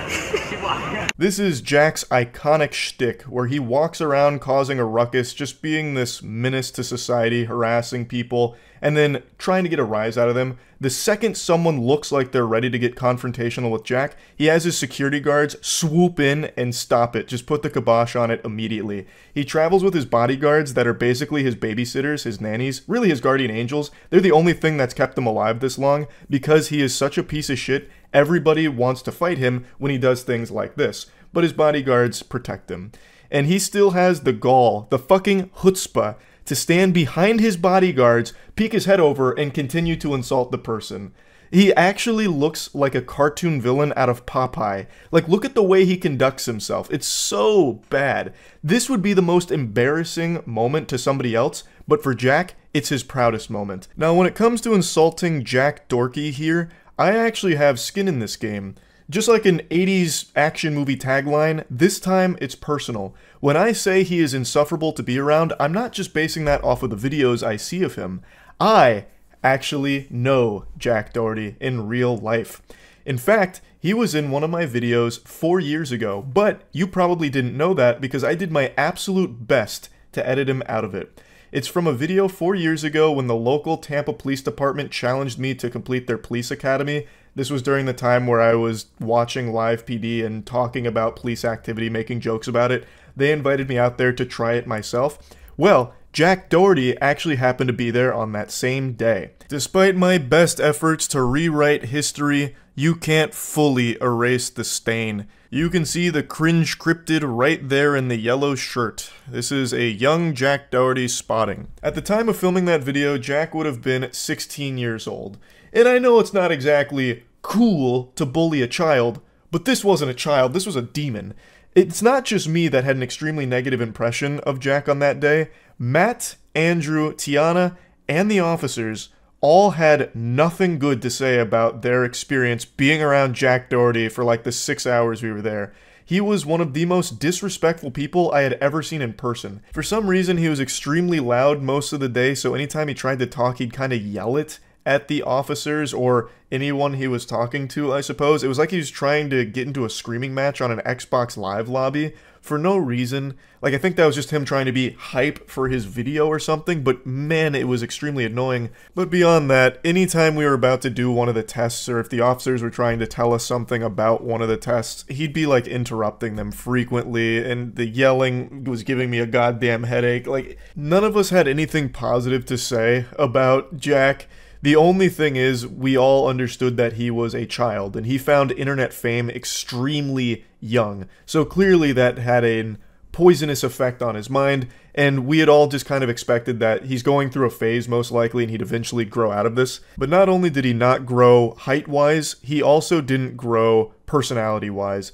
His attitude is exactly the same. His face looks exactly the same as when he was a 13-year-old boy, which is highly unlucky for him, and maybe that explains why he lashes out so often. But overall, over the last 4 years, he's just gotten worse. He's gotten more degenerate, more aggressive, more hostile, and he's just a giant piece of shit now. Since he's had internet fame for so long, he truly believes that he is some kind of deity, this kind of internet god, and everyone is beneath him. He thinks he's superior to just the plebeians around him, so he uses all the strangers he comes in contact with on stream as props for his content, and his big thing is still basically having his bodyguard protect him all of the time, which is so fucking pathetic. But anyway, let's dive into a bit more of the Sack Doherty lore. So he makes most of his money through OnlyFans. He manages a lot of OnlyFans girls, as well as having an OnlyFans of his own, which I think if you sign up for that, you need to be put on some kind of FBI watch list, because this looks like a child. That is a very fucking awful OnlyFans page to be subscribing to. You probably need to be investigated. But he makes all of his money there, basically, and he will never let you forget he is making a lot of money through managing these OnlyFans models. He frequently posts these flexes, talk shit all you want, you wish you could spend this much on your credit card in just 2 weeks, and it's just an absurd amount of money that he's dumping on garbage. He posts these at least once a week, and it's clearly engagement farming. He's just baiting people into getting mad at him and just shitting on him, because he's realized that that is his formula to success. He'll just cosplay as the communal urinal for the internet to collectively come take a piss in, because it gets him a little money off of like the Twitter posts, but maybe it gets him a couple extra OnlyFans subscribers or a few curious kids that'll watch his stream to see what kind of degeneracy unfolds. He's basically playing the villain. He's leaning into the role. I always find this to be an extremely sad path to take, because he is actually just becoming the clown on purpose, and eventually he's going to grow up. It's going to happen at some point, and it's going to be nothing but shame for him, I imagine, because who in the world would possibly want the legacy of just being the hated douchebag?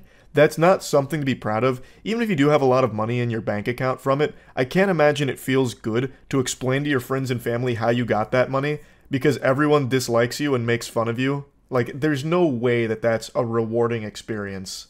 I don't think there's any reason to show you any more of his clips. They're all just infuriating garbage. It's just eye-rolling trash. Like, even just yesterday, or maybe it was the day before, he got into a confrontation with a bouncer over, like, a fake ID or something, according to the headlines. And it's once again just Sack Doherty being the little goblin that he is. Just this little douchebag. And just an entitled asshole. So yeah, I just wanted to talk about him a little bit since I haven't talked about him all year, and I do actually know him. I'm using know really loosely. I met him one time, but that was enough to get an extremely accurate gauge on the kind of person he was then, and all I could do was pray that he wouldn't be that person in the future. But he became so much worse down the line, which is almost impressive, actually. So yeah, just wanted to talk about him a little bit. That's it. See ya. In the late 90s, a very popular Japanese game show tortured a man for a year and broadcast it every Sunday night. This isn't like reality TV where it's all fake and scripted, not to ruin Christmas for all the believers out there. This was legitimately torturing another human being for the sake of entertainment. And it was extremely popular, averaging 17 million viewers every Sunday night that they'd play the clips. That's absolutely massive even by today's standards. It's more viewers than the last 4 years of the NBA Finals and the World Series, and obviously more than most television shows get. For reference, The Boys season premiere got around 8 million viewers, and according to YouTuber Atrocity Guide, who also covered this story, the most viewed episode of Game of Thrones got around 16 million viewers, so it even beats that. Just an absolutely massive success, but it doesn't stop there. The producers knew there was still a little milk left in those teats and they wanted to suckle. So they actually turned it from just a weekly broadcast into a full-blown live stream where you could log on online and watch him suffer in real time. So whenever you were just feeling particularly quirky, you could hop in there and watch a man be miserably tortured for the better part of a year. Doesn't that sound like fun? What a great way of starting the day. A nice bowl of cereal and milk for breakfast and watching a man's sanity slowly deteriorate as he dances around naked in absolute agony. Wonderful. This is the story of Nasubi. As I briefly mentioned, another YouTube channel named Atrocity Guide made a great video on this topic, but I wanted to go even deeper. So we, Caleb, Chelsea, and I really did a fucking thorough deep dive, spreading the foul cheeks of this situation wide open, going through live streams, all of the broadcast clips, in order to really get a handle on just how vile this whole thing was. So let's begin. In 1998, a popular Japanese game show named Susanoo Dimpa Shonen held a raffle to find their next contestant for an upcoming show they were working on called A Life of Prizes. Nasubi ended up winning the lottery and was ecstatic. He believed this was going to be a big break for him since he was also an up-and-coming comedian, and he was escorted to a small apartment where he was then instructed to take off all of his clothes in order to participate in the game. The challenge was he would have to survive in this apartment on nothing but his winnings from sweepstakes. They only provided him with water, and he was told that he would not be allowed to leave or communicate with the outside world or have any access to anything that he didn't directly earn through magazine sweepstakes. He was told that he'd need to win 1 million yen, which at the time, 1998, was right around 8,000 US dollars, through only mail-in magazine sweepstakes in order to complete the challenge and be released from the room. And yes, this does include food. They didn't provide him with any food. The only food he'd have access to is the food that he earns through mail-in sweepstakes. It just feels like there were better odds of a bird carrying $10,000 in its mouth crashing through the apartment window than actually earning 10 grand through mail-in sweepstakes. This shit is like something you would actually hear of like fucked up prison guards at Guantanamo Bay doing as like a joke or something. It's so cruel and brutally difficult. But Nasubi did actually pull it off. It took Nasubi 335 days total to finally make enough money to be released from it. Or at least, so you'd think. This is actually only the tip of the iceberg here, but I just want to give you the story in a nutshell. And I also want to explain the name Nasubi, because that's not actually the contestant's real name. His actual name is Tomoaki Hamatsu. The name Nasubi actually means eggplant, and he got this because the producers used an eggplant to censor his genitals for the broadcast, and they also said that his head resembled the shape of an eggplant. The whole point of the Susanoo Dimpa Shonen broadcast here was to laugh at Nasubi, and people were. 17 million people having an old hoot and a holler, real side-splitting comedy, watching a man be legitimately tortured. Nasubi believed that he was being recorded and that the clips were going to be re-edited and broadcast for TV, so he would come in and like update people on what he's doing, like, I just won this can of cat food, I just won this bicycle, and then he'd like dance around and try and make it entertaining, but he never knew that he was being live streamed the whole time. He was under the impression that it was just going to be moments from the challenge. Not that every excruciating second of this challenge was being broadcast to all of Japan. Extremely fucked situation, and this is just the bare outline of it. What I want to do for this video is actually go through a lot of clips and moments from this live stream and the broadcast, as well as just everything surrounding it, because it is so baffling. It is bizarre that this actually happened. I remember Vsauce did a video on what happens to the mind when you're cut off from stimulation in the outside world for an extended period of time. And unsurprisingly, it is so psychologically damaging to be completely alone and isolated like Nasubi was. And Vsauce only did like a few days. Nasubi did over a year, 15 months total. Wait. なんと脱いで書いているとはい。誰かが来た。はい。宅急便。やった来た。第1号。気分フードケミファさんのファイバーゼリー12個入りでございます。いただきます。 This was Nasubi's first big win, a fat dubski. He was able to secure 12 pots of fiber jelly. I don't know what the fuck fiber jelly is. I've never heard of it in my life. That sounds like a made-up substance in the movie Snowpiercer, but it was huge for Nasubi because it's his first bit of food since this started, so he was extremely hungry and was able to get some nutrients. This wasn't the first thing he applied for, though. The first sweepstakes he was entering were for clothing items. He wanted to cover up, obviously, because being naked is going to be cold, uncomfortable, especially since it's being filmed. So he had applied for an apron first, but he didn't win. Yatta! また何か当たったんだ。はい。お名前出してもらいたいと思いまして。あ、はい、わかりました。はい。当選か？まずラーメン。全部で1700円になります。すいません、間違えました。Obviously, since Nasubi was trapped in isolation, cut off from the rest of the world, he cherished every single knock at that door. It was the only bit of human interaction he gets. So he'd get excited, and of course he's expecting to win something, since why else would someone be knocking at the door? So he gets really hyped up, like, hey, finally something came that's gonna help me get closer to completing this challenge, or maybe it's food and I'm starving.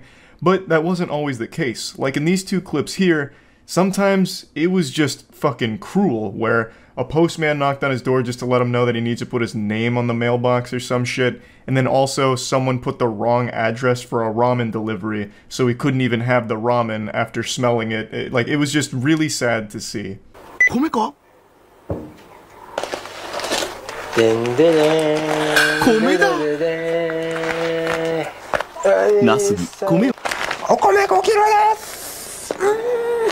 Finally, it seems fortune's looking up for Nasubi here. He's able to secure 5 kilograms of rice. But then things get heartbreaking when he realizes he has no way of cooking the rice, because he'd need to win a pot from a sweepstakes in order to use it. So he just has 5 kilograms of rice that he can't cook. It's fucking terrible. You know, like, it's a treasure that you can't have. So he gets desperate and he starts resorting to eating the rice raw. 生をかじる。お願いします。おかゆにでもちゃんとなってください。申し訳ないですけどね。ちょっとこれは失敗じゃないですか？ちょっと待って。ちょっと待ってよこれ。実験成功。見て。Unable to continue eating the rice raw, Nasubi knew he needed to find some way to cook it, so he went full fucking Jimmy Neutron here. He hatched an idea to put the rice into one of the jelly fiber containers, and he put hot water in it, left it out overnight, hoping to make it somewhat cooked. As you can see in the clip, he said, even if it's gruel, just make it into something. It didn't work at all. So he came up with another plan to put it in the fiber jelly container, put it in the hot water, and set it next to the gas burner, so that way it would kind of cook it by proxy. And this worked. It was able to cook the rice, and now he had an efficient way of actually eating that rice that he won.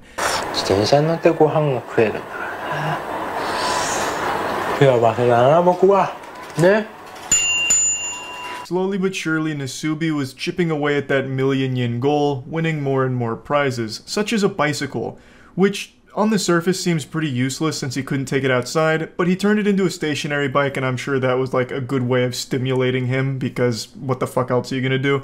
So he'd eat his watery rice while pedaling on the bicycle, and he started gathering more and more winnings. It started to look like my fucking dorm room from college, just a bicycle and all kinds of miscellaneous shit all over the place. 来ましたね、見事に。いやいや、やってみるもんですね。ほら。お米の炊き方98年3月版ニューバージョンです。やっちゃってるよこれ。もうトレビアン。He also upgraded his whole cooking operation by using a pin and a can of sake. He was able to create a pretty efficient cooking apparatus, so he was able to make rice more efficiently. He was even able to cook spaghetti now. So he was really like climbing up the tech tree here by just being an absolute fucking genius. And it's also worth noting some of the more useless things he won, like the bicycle, wasn't entirely worthless because that helped increase the value of his winnings, bringing him closer to that 1,000,000 yen mark. So even if he couldn't get a ton of usage out of it directly, just having it in the room was beneficial because it gets him closer to being done with the challenge.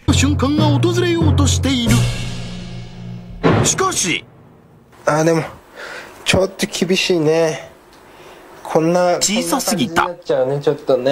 been about 2 months in this clip here, and according to Atrocity Guide, Nasubi submitted 5,748 sweepstakes entries in the first month. So you can imagine that he's right around that 11,000, 12,000 sweepstake entry ballpark, and he is just now winning his first article of clothing, which are used panties from someone named Hitomi-chan. I want to say I had no idea the used panty market spanned this far back in time. This is 1998. I thought soiled panties, used socks, and bath water were things women started selling within the last decade to take advantage of, like, internet sales. I had no idea that this was a popular market all the way back into the 90s. But anyway, Nasubi wins these panties. It's his only article of clothing he's won so far, but they don't fit, unfortunately. 名前つけてあげないとね、かわいそうだね。そうだ。ナスビのお友達でビーナス。ナスビ、ビーナス連れて初めてのお散歩。I found this one to be extraordinarily sad, so still around 2 months now. He's had no contact with any human beings aside from the delivery guy just dropping off his winnings. He wins a stuffed seal which he names Binasu and takes him for a walk. It's his only source of companionship. That shit just breaks my heart to see. I'm not gonna lie.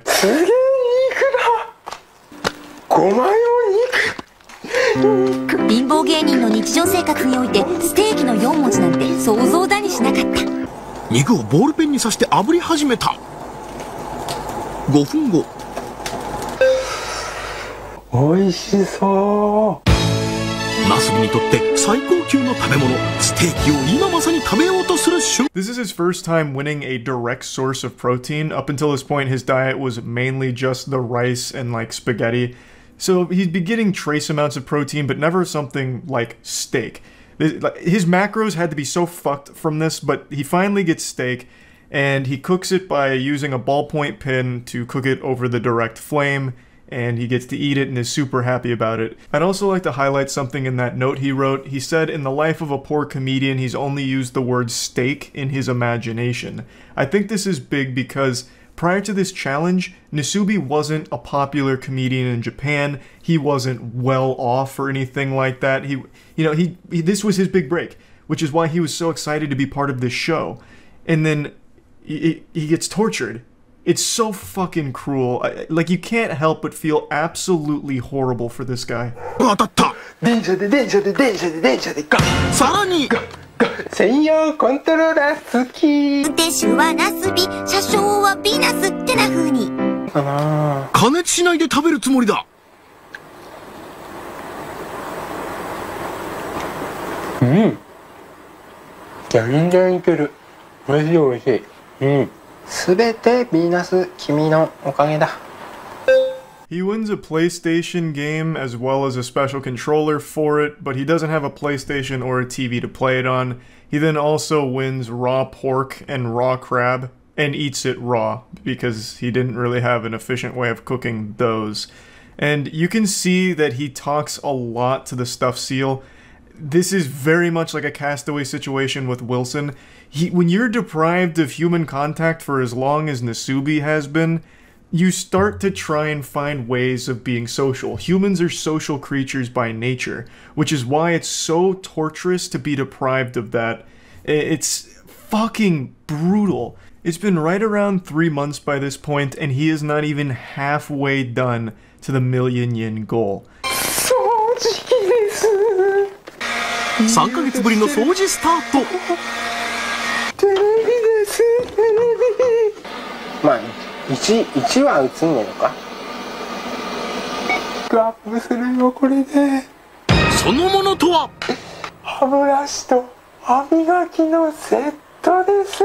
He's able to win a vacuum cleaner, which enables him to clean the room for the first time in 3 months, and then wins a TV, which would have been great because he'd finally have some source of entertainment, but unfortunately, since there was no antenna, it was useless because it would only play static. And he still didn't have a PlayStation to like play the PlayStation game that he won, so the TV was just a source of fucking white noise, I suppose. And then he finally gets something really, really useful, which is a toothbrush and toothpaste, which lets him brush his teeth for the first time in 3 months. 白衣を着た人現る。健康チェックに来ただけです。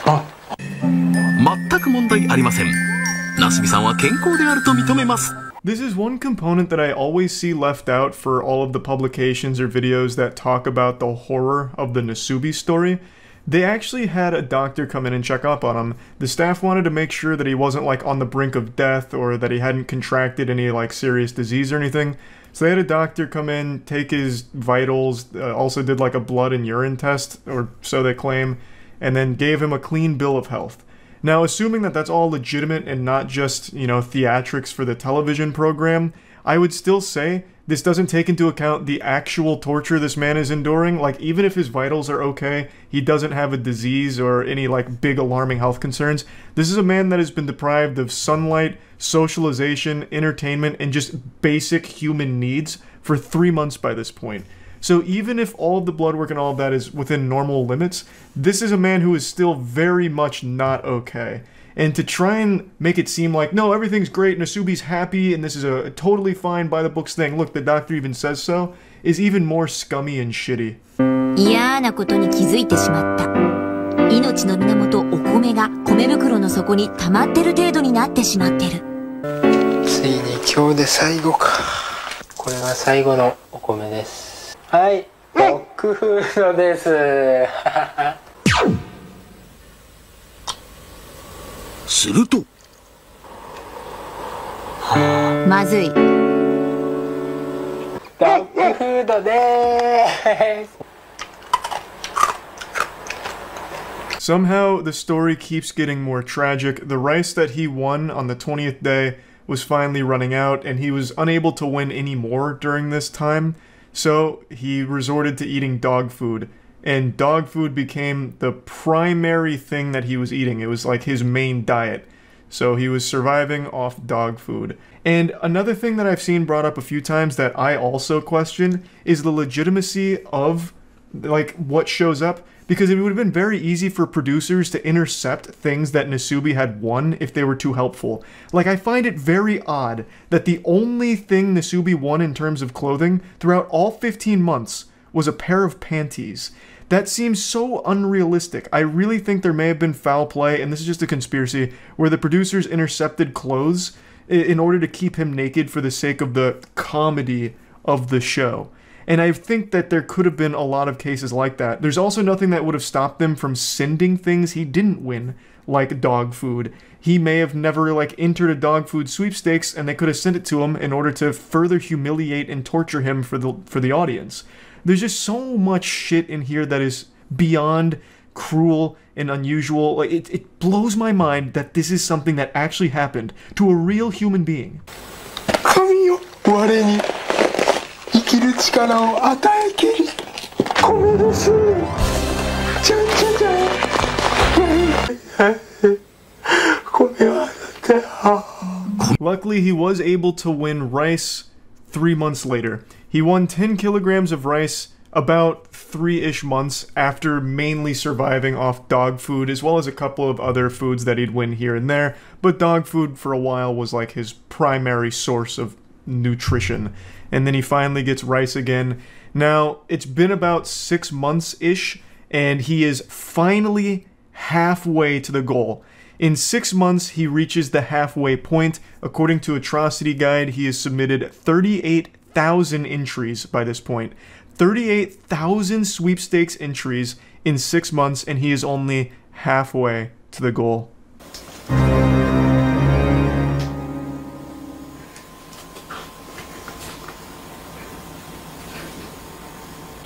大丈夫だ。この時ナスビは思った。終わりですか。100万いったんですか。いってない。意味がわからないんですけど全然。うわー。車？やった。動いてる動いてる。これはまあ全部揃ってるというか引っ越し。 Just when you thought it couldn't get more fucked up. So what happened here is this show was so popular, people eventually found out where Nasubi was being held. So there was paparazzi, reporters, and everything that all were crowding around the space, so the producers moved him to an identical space where no one would know where he was. It was super far away. It was like 5 hours away, I believe, and this whole time, Nasubi thought, oh, I must have won. But it turns out he didn't. They were just moving him to continue the game in a different location. It looks like actual kidnapping, and to a certain extent it is. The entire time, Nasubi is kind of delirious. He hasn't talked to people in a long time. He even says his mind is clouded with anxiety, and he's saying things that don't make any sense. He's unable to really talk to people or talk around people in general. He's like completely lost that ability due to right around 6 months in total isolation. しかし、この企画が放送されていることを知らないナスビに、プロデューサーはなんか演技担ぎ。じゃあ私のためってことですね、これは。身に余る光栄です。The team told Nasubi that he was moved to a new location for renewed luck, so better fortune at a new spot, because they didn't want to tell him the real reason that they were relocating him, so they came up with that, and I'm pretty sure Nasubi doesn't believe them because he kind of laughs about it, saying, oh, so it's for my own benefit. I think he's very well aware now that this is a pretty fucking evil team of producers here, and whatever reason they had for moving him probably wasn't for his own benefit. 格屋がこれは椅子と机が当たったってことなのかな、これは。社長気分っつうのかね。当選第1号国用のパーソナルデスク&チェア。操作しづらいんですよね、爪が邪魔でね。爪がこんなになっちゃってるからね。His first win in the new location actually is a fucking fat one. He gets a new desk, a new chair. They're both relatively expensive too, so it's a great victory for him. And he shows his nails. The nail growth is outrageous. He hasn't been able to trim them in about 6 months now. Like, he is genuinely a prisoner here, and it shows. With this room switch, producers decided to offer a live web stream alternative, causing them to digitally follow Nasubi around with a joystick in order to censor his genitalia. As you can see, the quality of the live stream is primitive, but keep in mind this is in the late 90s. I couldn't actually find a high-quality clip showing how they censored the live stream or did the live broadcast, so this comes from Atrocity Guide as well. What they did is the producers had a whole team that was dedicated to following Nasubi around with a joystick like they were playing a fucking arcade game with a sensor to keep his dick and balls off the screen. And they live streamed him. They wanted to offer a real-time alternative instead of just doing like the weekly Nasubi update with clips. They wanted 24/7 Nasubi coverage for anyone that wanted to go watch. So this was pretty innovative for its time. I think it's definitely one of the first like actual around-the-clock live streams that ever actually aired. It's pretty impressive. ウィダーインゼリーが当たってかれこれ2週間当選がない。ここまでね当たんないってもなかなか久しぶりの出来事でね。車で移動。着いたところは。ちょっといいよ。いいですか。ナスビのあまりの運のなさに見かねたスタッフは当選運の上昇を願い2度目の引っ越しを決めたのだった。So Nasubi initially had a good string of luck at the new location. I believe, according to Atrocity Guide, he had done 17,000 entries and won decent stuff, but then hit a really bad cold streak, even ran out of food at one point, so the producers did move him again to another location to help him out in winning more prizes, I suppose. And it worked, because he did win more prizes.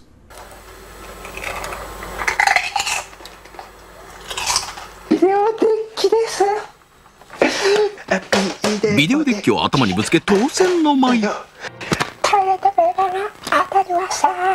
ほんと10ヶ月ぶりにねトイレットペーパーに触ったよ本当に。He finally wins food again and really celebrates getting some potato chips, and he also gets a VHS player, which will be nice to go with the TV, assuming he ever wins a VHS tape to play it. But I think the most important thing he wins here is toilet paper. This is the first time he's had toilet paper in his entire stay. 10 months so far. And to celebrate, he tries to take a shit just out of frame, but was unable to. So an unsuccessful mission there, but at least he finally has toilet paper. それは8ヶ月前のこと。電車でゴーコントローラー好き。6ヶ月前。おー、来たよ。とりあえずまずや。電車で go. Now this is by far the meatiest win he's gotten so far, a PlayStation. That's pretty expensive, especially during this time period, and it also enables him to have real entertainment for the first time in 10 months. This is like a moment that's straight out of like Civilization, where you climb up the tech tree slowly but surely. 8 months prior to this, he won a PlayStation 1 game, Densha de Go, which also had the special controller to go with it. He couldn't play it, obviously, at the time. 6 months ago, he won a TV. So he had a PlayStation game, a controller, a TV, but no console. He finally got that last missing piece of the puzzle, the console, and is able to play PlayStation games now. Well, the single PlayStation game he's won. And what's really interesting about this is his first piece of actual entertainment he's had since being fucking imprisoned here. But also, and this was pointed out by Caleb, this would make him the world's first video game live streamer, because this is all being live streamed. All of this is a live broadcast, and he spent 4 straight days playing his PlayStation.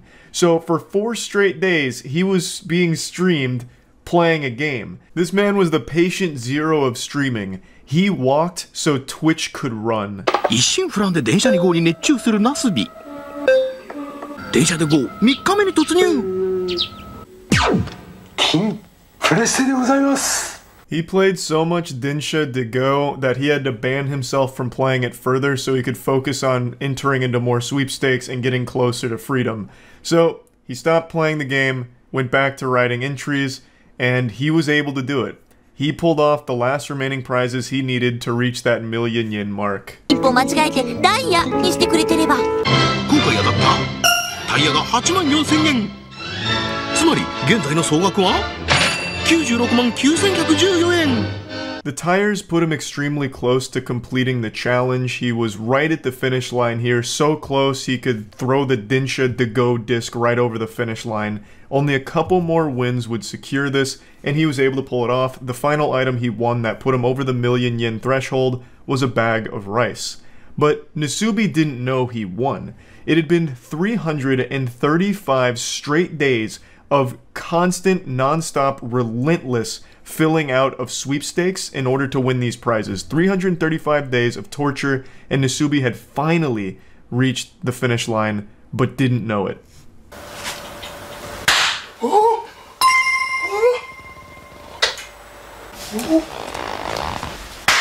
ゴールを祝いクラッカーで祝福。100万になったってことですか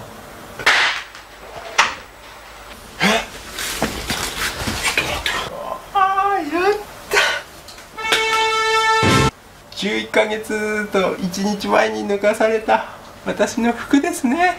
Per usual, the producers come in like a group of burglars during the night and start popping party poppers in his face, which scares the shit out of him and really confuses him. They eventually explain that he did win, he made 1 million yen, and they give him his clothes back. It's been 11 months and 1 day, and this is the first time Nasubi's putting clothes on in that entire time frame. So when he puts them on, he says that it's uncomfortable and itchy, but he's very, very, very happy to be done with the contest and glad that he's completed it. But that's not where this story ends. The producers took Nasubi to Korea, telling him it was a celebration for completing the game and for all of his hard work. So they went to an amusement park, he ate a lot of great food, he had a wonderful, incredible time, and then things got real fucked up. そこは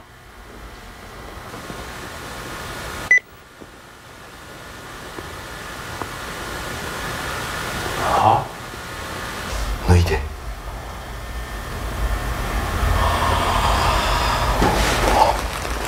人は韓国の憲章だけで生きていけるか。ナスビ大ショック。 Nasubi was making them far too much money. The producers weren't done suckling from this cash cow's teat, so they trapped Nasubi in Korea. The goal this time wasn't 1,000,000 yen. This time he was going to have to enter sweepstakes in Korea, which he didn't speak Korean, so he had to use a Korean to Japanese dictionary to translate. His goal was to enter the sweepstakes, win prizes enough to afford a plane ticket from Korea to Japan. That was the objective. He was stripped naked yet again and forced to endure the same torture that he had already endured for 335 days prior. I would like to make a mention here. There is a moment where the producer says, if you don't want to do this, just say so. To which Nasubi responds, I'll do it. So I don't think they had ever forced him against his will to complete these challenges, but he was pretty much promised fame after doing these things.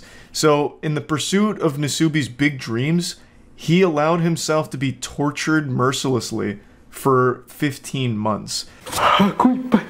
こんなにいっぱいということは商品総額が 47,800 円ということはゴール 46,900 円突破 検証生活 in Korea. This time around, however, Nasubi went fucking plus ultra, straight up turbo mode. He had become a master at this shit, so he was actually able to complete this challenge in just about 2 months, which made the producers very upset because he didn't suffer long enough. So they increased the challenge duration. They moved the goalpost. Instead of just getting a one-way ticket from Korea to Japan in economy class, they required him to get an additional 9,000 yen in prize winnings to upgrade that ticket to business class. エコノミークラスという一番安い料金。こんなに頑張ったのにエコノミークラスとはあんまりだ。そこでビジネスクラスにランクアップ。点まであと 9,500 円。頑張れナスビ。 Yeah, more scummy, evil shit from the producers here. They never even told him he initially completed the goal here. They just let him keep writing postcards until he'd gather another 9,000 yen.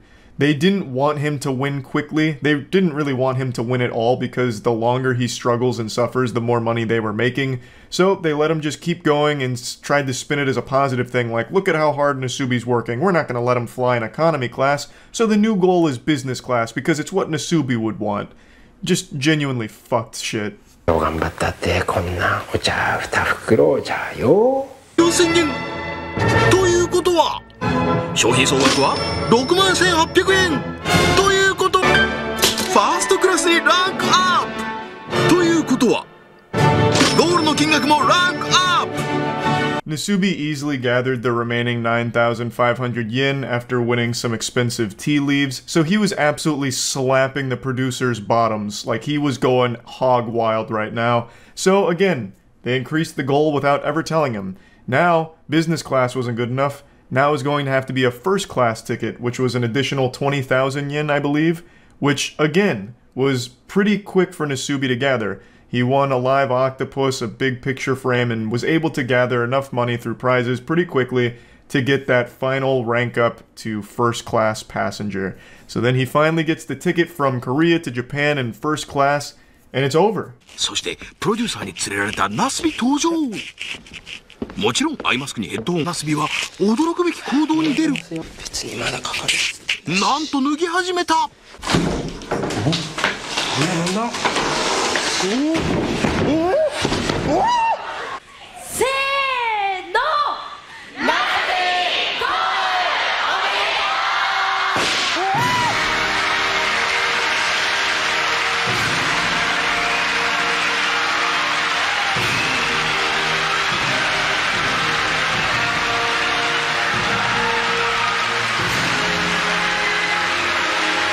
But the story wouldn't be complete without one more final act of cruelty towards Nasubi.